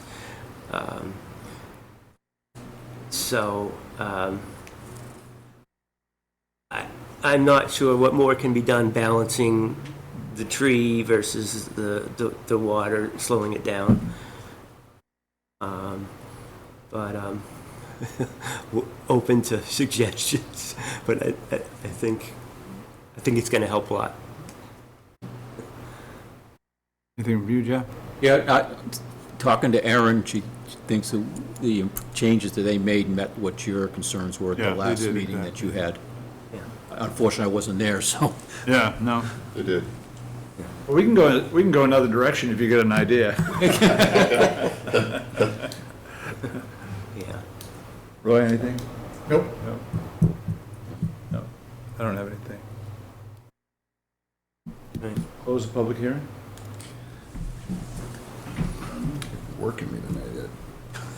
I'll make a motion to close the public hearing, 7 Cedar Pond Road drainage improvements and platform and deck, DEP file number 300-1911. 1191. Says 1911. 1191. 1191. 1191. Looking at this is the detailed agenda. Yeah, I'm with you. It is 1191. Okay. I believe you. Okay. It's 11:91. Do we have a DEP second? file 300-1191. Perfect. Second it.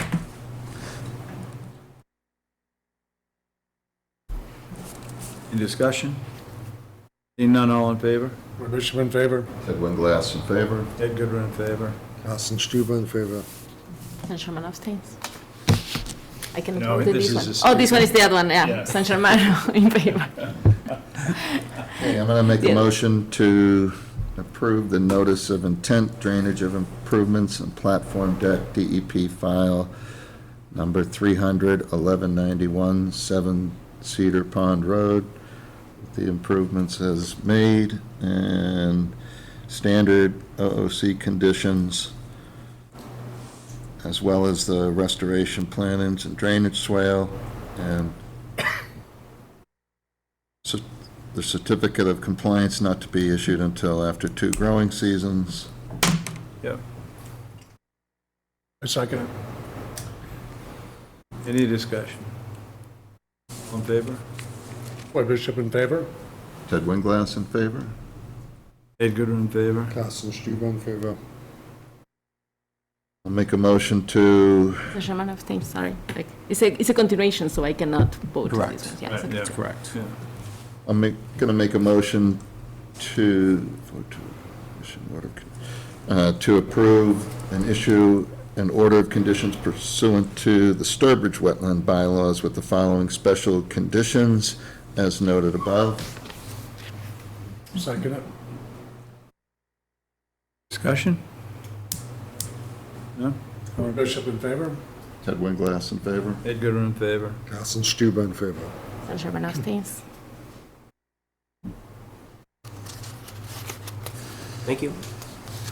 Thank you. Thank you. Take care. Okay. Be gentle with it. Okay. Yes. And cleanliness understand. is not next to godliness when you're next to the water. Right. Very good. Yep. We're on to 176 Podunk Road. Chair, 176 Podunk Road, we need to postpone the public hearing as the office neglected to give the applicant the legal ad to post in the paper. It was an oversight on our part. And therefore, plus, at this moment, we still don't have a file number yet, but we can't open the public hearing because we did not, it was not posted legally, and it was not the applicant's fault, it was our oversight. All right, we got kind of, the B+ team in right now. That's, I'm going to go with I'll go with the straight C. I'm good. Let's go for that. Yeah, you're doing great, but B minus, Jeff, do I get to vote? I don't know, Scott.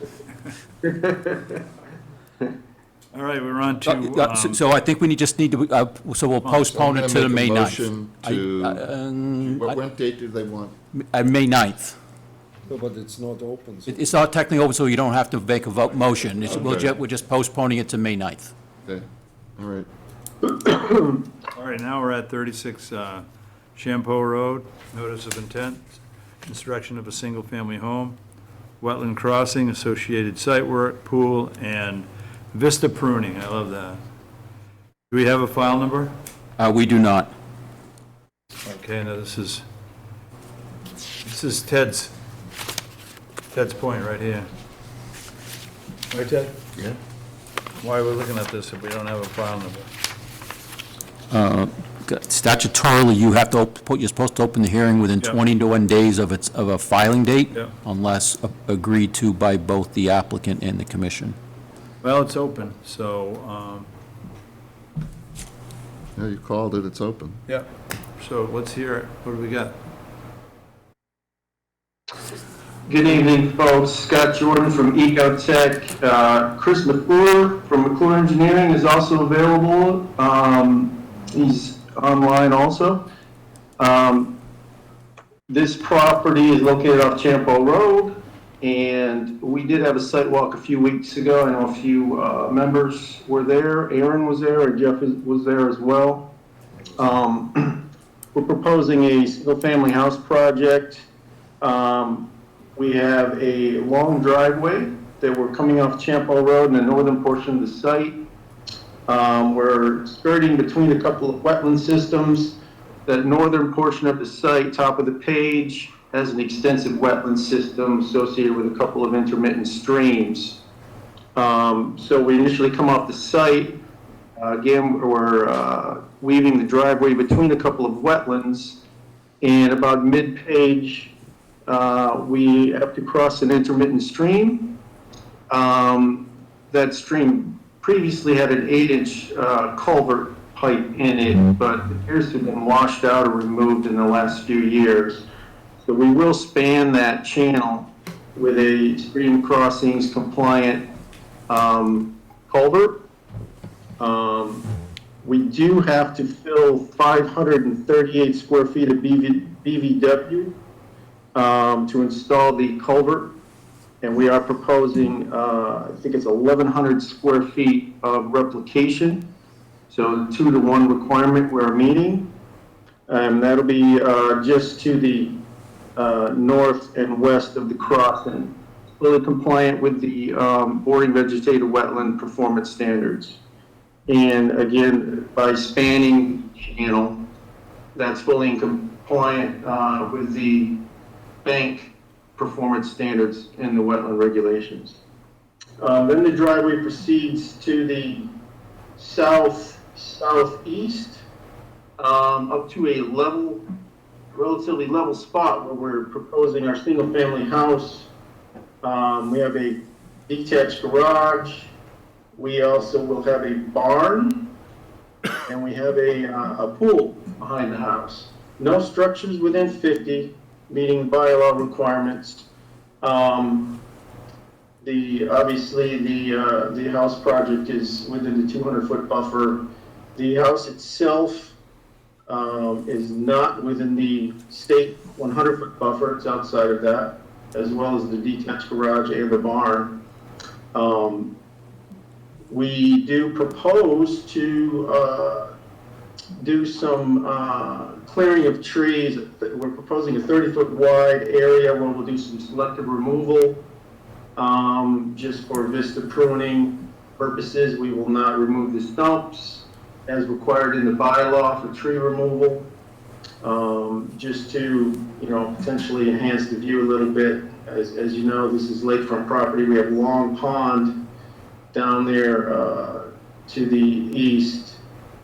So we would like to improve the view.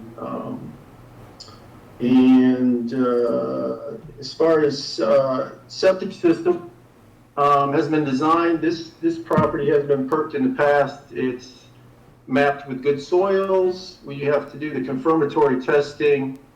I think McClure has that scheduled for very soon, right, Chris? May 3rd. Yeah, it's the first week of May. First week of May. We have permission to access over the Army Corps trail there to do the perk testing. So we were able to obtain that, which is good. So that's scheduled, and obviously we know we have to continue, come back to you after we do that perk testing. But we wanted to go ahead and open the hearing, give you folks a chance to see the project and try to answer any questions you may have. How many trees are you removing? What's that? How many trees do you plan on removing for improved visibility? I don't know if that's been quantified. I think that Mr. Laney, Kevin Laney is the applicant. He's very respectful of that, the tree removal issue. And he's told me he just wants to remove, just enough to be able to see. We haven't quantified that. We will not be within the 25. We will leave the stumps as required in the bylaw tree removal section. Do we have, can we? I think you'll want to know. Can we have 2-to-1 replacement? We can. First thing is Army Corps, what do they say about vista pruning?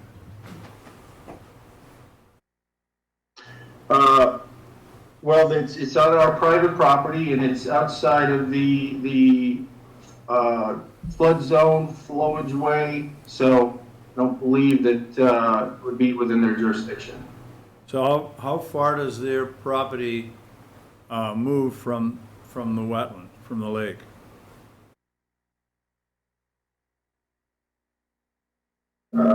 Chris, would you happen to?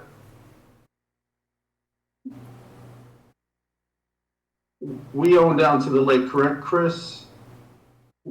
We own down to the water, but their jurisdictional area is I think it's called a flowage zone. Yeah, you're not allowed to cut in the flood zone, I don't believe. Yeah, we are not. So what's the footage there? 50? Yeah, I think we need details on that. Where exactly is the lake? The map shows some structures in the 100 feet. Yeah. Yep. So, Is that it off the cliff? so the pond's right here. Yeah. Right off the there. cliff. And This line is a 100 feet. That's a pool shown within 100 feet. I mentioned that the house, the barn, and the garage are outside the 100. No, but the trees, the trees, are they within the 50 feet zone? Well, he's talking about, if vista pruning requires you to cut down a tree at the lake's edge, you can't see through it. Yeah, but is that allowed? No, it isn't. No, they're gonna have to come up with a plan. They Yeah. want to cut. We do have the boundary there, and in and around the home, it's about 50 feet. What 50 boundary? feet. The property line is about 50 feet from the edge of that wetland. Yeah. I think you'll But we wanna can see what show that. trees We'll are depict gonna that on be the marked. on the I'd figure. want to know exactly every tree that they want to pull out, Yep. just since the guy's so committed to that, that's great. But they could give you a plan, show you each tree. Yeah, we need a more Like what they did detailed at, plan. Old Sturbridge Sure. Village. Right. You know? We could try to quantify the trees, give you species, stuff like that, folks. The other thing- we can try to figure that out for you. Yeah, the other thing that we would need to see is a reason why you need to cross that stream, because there's a question as to whether you've created a hardship by the subdivision of the land. Yeah, that was raised by Becky right before she had left, but we would have to cross the wetland whether that 42 had been cut off of that or not. We would have to cross It looked the like wetland. to me like you'd you'd avoid a crossing up high if you move the boundary line up higher. Am I wrong? No, the wetland bisects the property at 2 spots.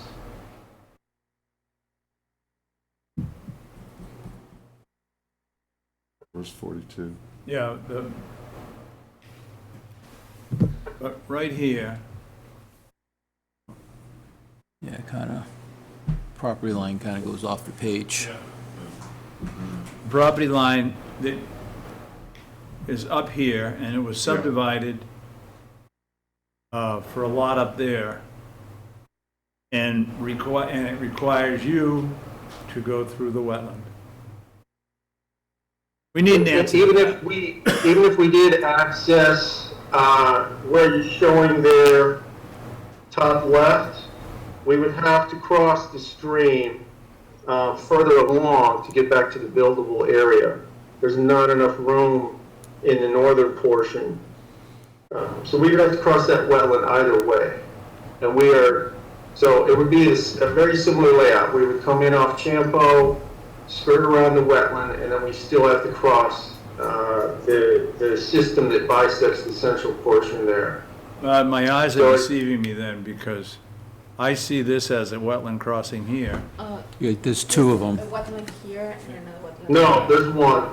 Is not a No, what? the northernmost one is not a crossing. There's what we call a saddle, an area between 2 areas of wetland.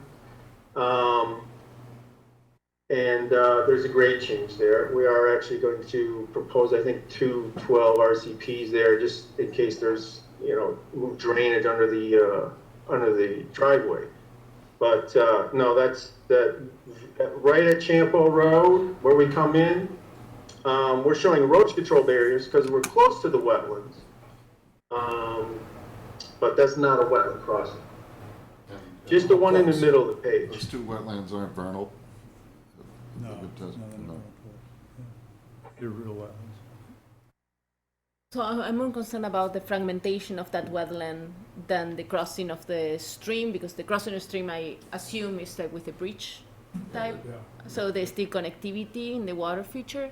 But the fragmentation of the wetland, that's what concerns me. Has there been any studies on the species that live there, or like remediation for that disconnection between the two? No. Yeah. I'm answering the question over there. I know that that's the answer. Okay. Yeah. We are spanning that stream by 120%. as required in the state regulations, and that's presumed to meet the stream crossing standards and not harm the stream. So we're leaving the stream crossing standards require you to span the stream channel by 120% or more, and that allows wildlife passage, terrestrial animals to walk along the bank of the stream and not have to walk over the driveway, potentially get squished. We've heard enough. That's why those were designed. Yeah. Well, I've heard enough for tonight. I want to move this along because we'll need more information, we need more detailing around the house. Yep. Plan. Detailed plan, yeah, and. Mitigation. And, yeah. Any kind of mitigation. Mitigation? Well, for what? For the cutting of the trees. Okay. 2 to 1. Okay, we can look at 2 to 1. Yeah, we'll look at the trees for sure, folks. That's a perfectly reasonable request. We'll get you quantity, species, potentially mitigation. We'll give you zoom in on the house area for you and give you some perk tests.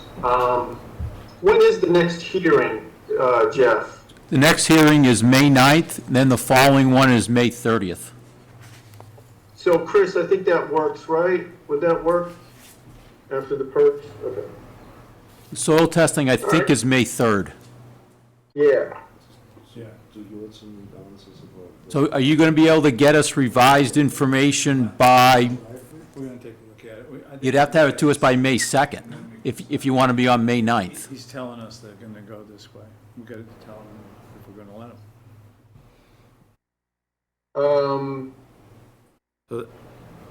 Chris, you think any plan revisions could be done by May 2nd, or you want to kick that out one more hearing?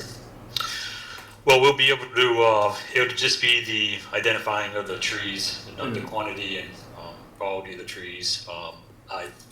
Most everything else we have here, we will just be able to identify the property line, so you'll see the difference. You'll see the Army Corps' property line. We'll just pull that out a little bit, pull that up a little bit. Other than that, it's really up to getting out there and identifying where we're at with those trees. And Flora, you want that? You had some good comment there, so. Yes, but since it's a continuation, I wouldn't be able to. This is the first. Is this the first hearing? Yeah, this is the first hearing. This is the first hearing. Absolutely in the game. Okay, because it says continue, like in the channel. Okay. Yeah.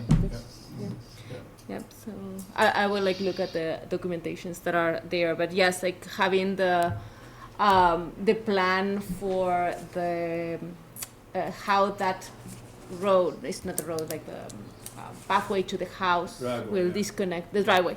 Well, will disconnect the two wetlands, and it may need some type of underpassing as well, probably for salamanders and other species. Yeah, that's what the stream crossing standards, they're built to do, and we comply with that. That allows for passage of terrestrial, amphibians. Yeah. Okay, so it's going to be both on the stream and the wetland. No, she's talking about the first part of the. Yeah, the wetland. Can you move the map, the wetland that is being fragmented into? Oops, went too far. Right. So. This is the one right off the driveway. Right off the road. Right off the road. I don't. So it's turned in 90 degrees. Yeah. Yeah, it's not being fragmented. We're going between two wetland systems. So it's right in here. We're not touching that wetland. It's right. Two wetlands. Yeah, it's right. So the wetland comes up. Can you go to the big map? So how far are they away from the wetlands? So here it shows. Here it shows that bordering vegetated wetland, like that one. So this one here. It seems based on the map, it seems to be crossing. Correct. That's where they're putting the bridge. That's the bridge, or so to speak. This is the one he's saying he's going between the two wetlands is here. So it's got a little elevation. And the mapping of the wetlands that was really done specifically for this project. Is there a measurement just going through the wetlands? Are you 15 feet or 30 feet from the wetlands? We're on either side of the road. I mean, it would be nice to know what that specific distance is, as opposed to we're just going between two wetlands. We can get that information. We can give you those distances, but the closest. But we see ourselves as fortunate as being able to avoid wetland impacts, and that it's narrow through there, but we are able to fit the minimum required driveway width through there. We can, I don't have a scaled plan in front of me, I have a reduced one, but I'll get you those numbers. But again, we will not be impacting the wetland. It has to be relatively close, but that's avoid, minimize, that's the requirement, and we're avoiding, so. And I think I don't see the grade on there as a. So you're at a high point between those two wetlands, and what's that grade? Just get that really pronounced for us. Sure. Yeah, do you have the grading plan for the driveway? We'll put a grading plan together for specifically coming off Champo Road and going through in between that B series and C series wetlands. Yeah, because I think that will help also determine if you have any grade, if you're grading off of the driveway, which I'm assuming you're doing some, will give us a better idea how much is being disturbed, how close it is. Because your disturbance line should be off the grading line. Stabilized. Well, we're proposing retaining walls, correct, Chris? Yes, that's correct. Okay, Yeah, so we're retaining walls, so we're not grading. okay. But still, if you can show the, Yeah, so that's- if you could show what that grading is of that, I think that'd be easier to see. Sure. All right. Any other questions? No. All right, we're going to give you a continuation to May 9th. Is that what you want? Great. Or did you? Yeah, let's go for May 9th. I think we can make that. If not, we'll request another continuance, but I think we can do that. Okay, I'm going to make a motion to continue notice of intent, construction of a single-family home, wetland crossing associated site work, Vista pruning, 36 Champeau Road. I second that. Any discussion? All in favor? Ted Winglass in favor? Board Bishop in favor, right? San Germán in favor. All right. Thank you, gentlemen. We'll see you Thank you then. very much. Yep. 19 Long Ave, continued notice of intent, installation of a wall. Well, excuse me. God, I'm getting, this area. But did I write wall there too? Yeah. No, it's Did not. I? Oh, I don't know, like My eyes space were as well. It was, No walls are I proposed. was going with the retaining walls from the last site. I could have, I did this late Monday night. All right, so, we've seen it, you've agreed to a 50-foot setback to the well? Yes. Yes, yeah. Have we got that on a plan that we can Yep. see? Yep, so it's now, helps if I turn it the right way. It's right here. It's on the other side, actually. Yep, it's right here now. All right? No? Okay. Any problems with that, gentlemen? No. This is a continuation, Laura, you know. So I can. Yeah. Yeah, it's a nothing, we're gonna just vote on it now and it'll be done. Nothing? Motion to close the public hearing? I'll make a motion to close the public hearing on 19 Long Ave for the continuing notice of intent, installation of a well, DEP file number 300-1190. Did I get that right this time? You gotta tell me, I'm just reading what's on the paper you gave me. I'll second that. Discussion, just for Laura, the old well is a dug well right here, right on the pond. And we're moving to a drilled well there on the pond, so. I second it. Yep. All in favor? Board Bishop in favor. Ted Winglass in favor. Good in favor? Carlson Schuber in favor. San Germán abstains. Now I'll make a motion to approve 19 Long Ave, notice of intent, installation of a well, DEP file number 300 with standard OC conditions. I second that. Discussion? Oh. All in favor? Board Bishop in favor. Ted Winglass in favor? Ed Gooder in favor? Carlson Schuber in favor. San Germán abstains. I'll make a motion to approve 19 Long Ave, installation of a well, DEP file number 300-1190, under the Sturbridge wetland bylaws with the standard OOC conditions as noted, and conditions noted as above. I second that. Discussion, anybody, all in favor? Board Bishop in favor. Ted Winglass in favor? Ed Gooder in favor? Carlson Schuber in favor. San Germán abstains. Great. So now we are at 57 Beach Avenue, request for 3 tree removal. I visited that site, right? Jeff, that's what? Yes. Yeah. Yep. we went- Yeah, they're mainly dead. They're mainly dead. And it's part of a future project as well. that this place, I guess, on the left was gonna come over and they're gonna do a raise and rebuild because of some personal circumstances there. Neighbor was happy to have the trees go down because they're falling all over his property.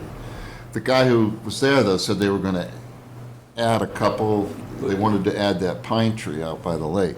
Yes, so this pine tree here is overhanging 61. That one is That's the definite. one. That one's definite. Yep.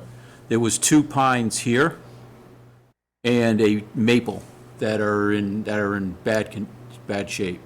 There is a 4th one inside the turnaround that they're going to look at when they're there. It's borderline diseased now. It was dying. It's clearly dying, and if they feel it's unsafe when they're there, they're gonna remove that one too. Sure you guys don't know that leaves come a little later now? No, it was, No. The bark's falling off the thing and it's splitting, yeah. yeah, they- it's not healthy, I'll leave it at. Yeah. Is there room for some replacements? My suggestion is when they come in for the raise and rebuild, that's when you put the replacements in, because I'd be leery of putting replacement in now if they're gonna have to remove it later. But they should put some ground cover or something, just, because we don't know when that application's gonna That's come. correct, and there are several trees still in there that will give that turnaround canopy. They're all fairly tall trees. They did talk about, hey, could we take them all down, but if they didn't ask them. That's correct. I'm not bringing it up. That's correct. All right. Yeah, it makes sense. Yeah, it makes sense. So I'll make a motion to approve 57 Branch Ave request for tree removal as provided on the plan, and I think we should inspect the site when it should be inspected when it's done to make sure they didn't take any more than they've asked for. Okay, put that on the order. Yep. All in favor? I second it. Yep. Uh, All in favor? All in Kip favor? Winglass in favor. Ed Gooden in favor. Carson Struble in favor. Sunshine Hello? Oh, I think this might be Tina, who's the applicant. It is. I'm sorry. I've been watching this meeting in silent mode for over an hour and a half. And now when it's my turn, I went to turn on the camera and somehow it logged me out of everything. So I tried calling in instead. I apologize. You are approved. You've been approved. I've been approved. Yay! Thank you. Was that exciting TV or what? Yes, it was. I love the little boy walking back and forth. Yes, that's my son. Thank you very much. I appreciate your time. Thank you. You'll be getting a letter from us shortly. I appreciate it. Thank you. All right. What do we go to? The next one is 51 Bennett's Road and a violation letter that we sent last week. Did we hear from him? We did not. We sent both certified mail and regular mail. Let me pull it up. I drove by there today. Did you? Yeah. I'm assuming, is it the gouge in the earth on for parking? Well, there's actually a couple things. So they also removed trees along Bennett's Road. The original approval was to take down 2 dead trees dead hemlocks that were on the shore of Lead Mine Pond, raising the roof to add a second floor, and to redo the rest of the roof. It's only a partial expansion. There was no proposed work, and I wasn't here at the time, but my understanding is it was asked and there was no other work to be done on site. There was several trees that have been removed right along Bennett Road. On the opposite side of Bennett Road, the area's been scalloped out for obviously a parking lot.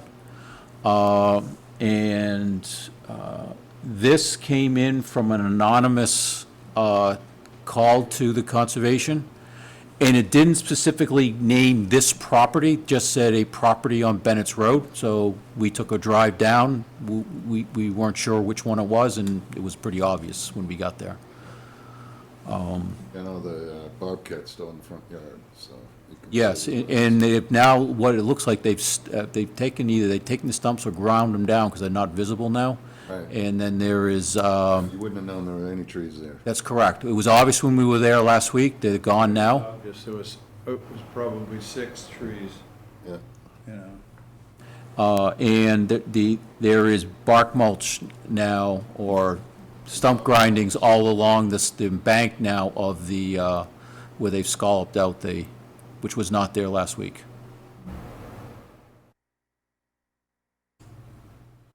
So what do you want to do, gentlemen and lady? How do you handle this stuff?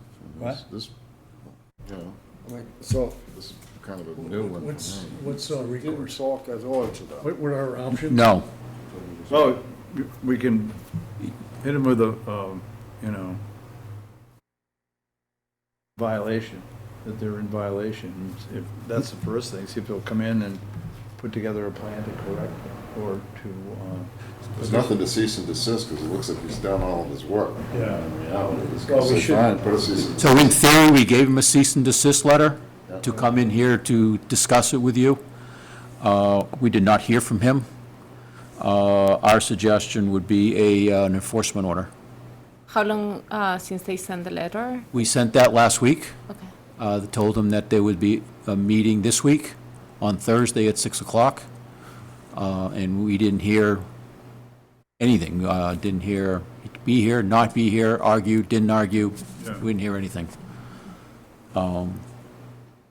So we could issue an enforcement order, which then goes to DEP, and then he can't do anything. It's almost similar as a cease and desist, but you are ratifying the cease and desist. yeah. And then he has to come in with a plan of how he's going to rectify what he has done. action we gotta take, unfortunately. I don't think there's any other recourse.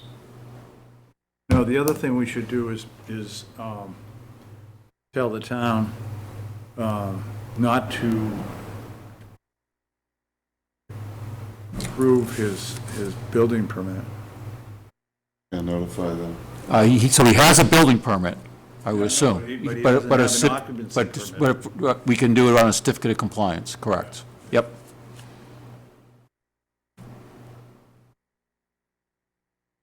That would be what I'd do. So go. Simple. On the original, when did he come in for approval? I believe it was June of '23, so just last year. And did he have an engineering representative? I do not know. Peace. It would probably been right about our first meeting. What? It Yeah. would have been- I think we went out there and looked at it since then. But, and we met with either him or whoever was the builder on it. And basically, it was chapter and verse, because we said, what are you gonna do for sewer? He has a tight tank right there, right at the house. And that hasn't changed. Didn't go across the street when I don't know whether he was. Well, so that's gonna be the next Next step. move That's that gonna they be the want, next so step, this yeah. really puts a little teeth into his Yeah. ability to do And then the other that stuff. thing that I would say is that here you have the lake, okay, and here you have a wetland. So he's in violation from both sides, and he's just gone, like you said, I didn't know about the stumping has happened since I was there. It was flat as pancake. See, Yeah, I was there this afternoon. Yeah. And we have actually, Aaron took pictures last week, Yeah. So and then what's- I took a picture today. So what's the distance from the wetland and the lake? It's a steep hill through there, Yeah, But- it's a 200-foot, but it's still, I'm gonna say 75 feet. and that actually would have been an easy one, because you could literally say, everybody else has it. I go know. along the road, He did say everybody's got. that, he did say that. Yeah, that would be a decent argument. Yeah. But show up. But- And the other No, stuff, but it's not a decent argument when we went through it with him, and he said he wasn't gonna touch anything on that side. well, I get that. Why not just be upfront in the beginning, do an Correct. application, right? Because he could have done it, shown it on the drawing at that point, and the grades don't affect the wetlands to the east, because there's still the embankment, Oh, and it goes yeah, down. Right. Yeah, it would have been a very simple, this is what I plan on doing, this is what I'm gonna do. Yeah. All right, well, I'm going to make a motion to issue an enforcement order on 51 Bennett's Road against the violation number, Liam Ferguson, SCC number 24-02. Great. And also to add in that, so that he can't move in. Occupancy permit. Correct, we'll talk to the building department. No. It's a reno. First you went there. Yes, you did. You did. You peed in the woods. I always do. Doesn't everything? Doesn't everybody? All the trees look the same because. Would be just recently. Fairly recently, yeah. Oh, wait a minute, that was the. Where he wanted to do Down the those steps. roads, yeah. Yeah, Steve. This- So do we need to vote on that motion? What? Yes. Yeah, second the motion. No, We no. got a second on the motion, Ed? What? We got a second on the motion? Any further discussion, all in favor? Or Bishop in favor? Ted Winglass in favor. Ed Goodwin in favor. Carson Schuler in favor. San Germano in favor. Yep. Okay. All right. What else do we have? That's all I have. Motion to close? Is it? Nothing with CPA. I'll make a motion. Oh, you did. Second? No? I'll make a motion to close the public hearing of April 18th, 2024. Second? Oh, second. All in favor? All in favor? Excellent. Excellent. Thank you. You want to talk? All right, Sing us a Talk all you song. want. talk all you want now. And we did the 200 things thing. Perfect. You're good. You want to stay, Jeff? What's that? Want to stay? I'll be here for one more meeting, and that's it. And then I'm done. I bet you that it sounds like this new gal's gonna be great. And then I am done. One more. Yeah, but it's been fun.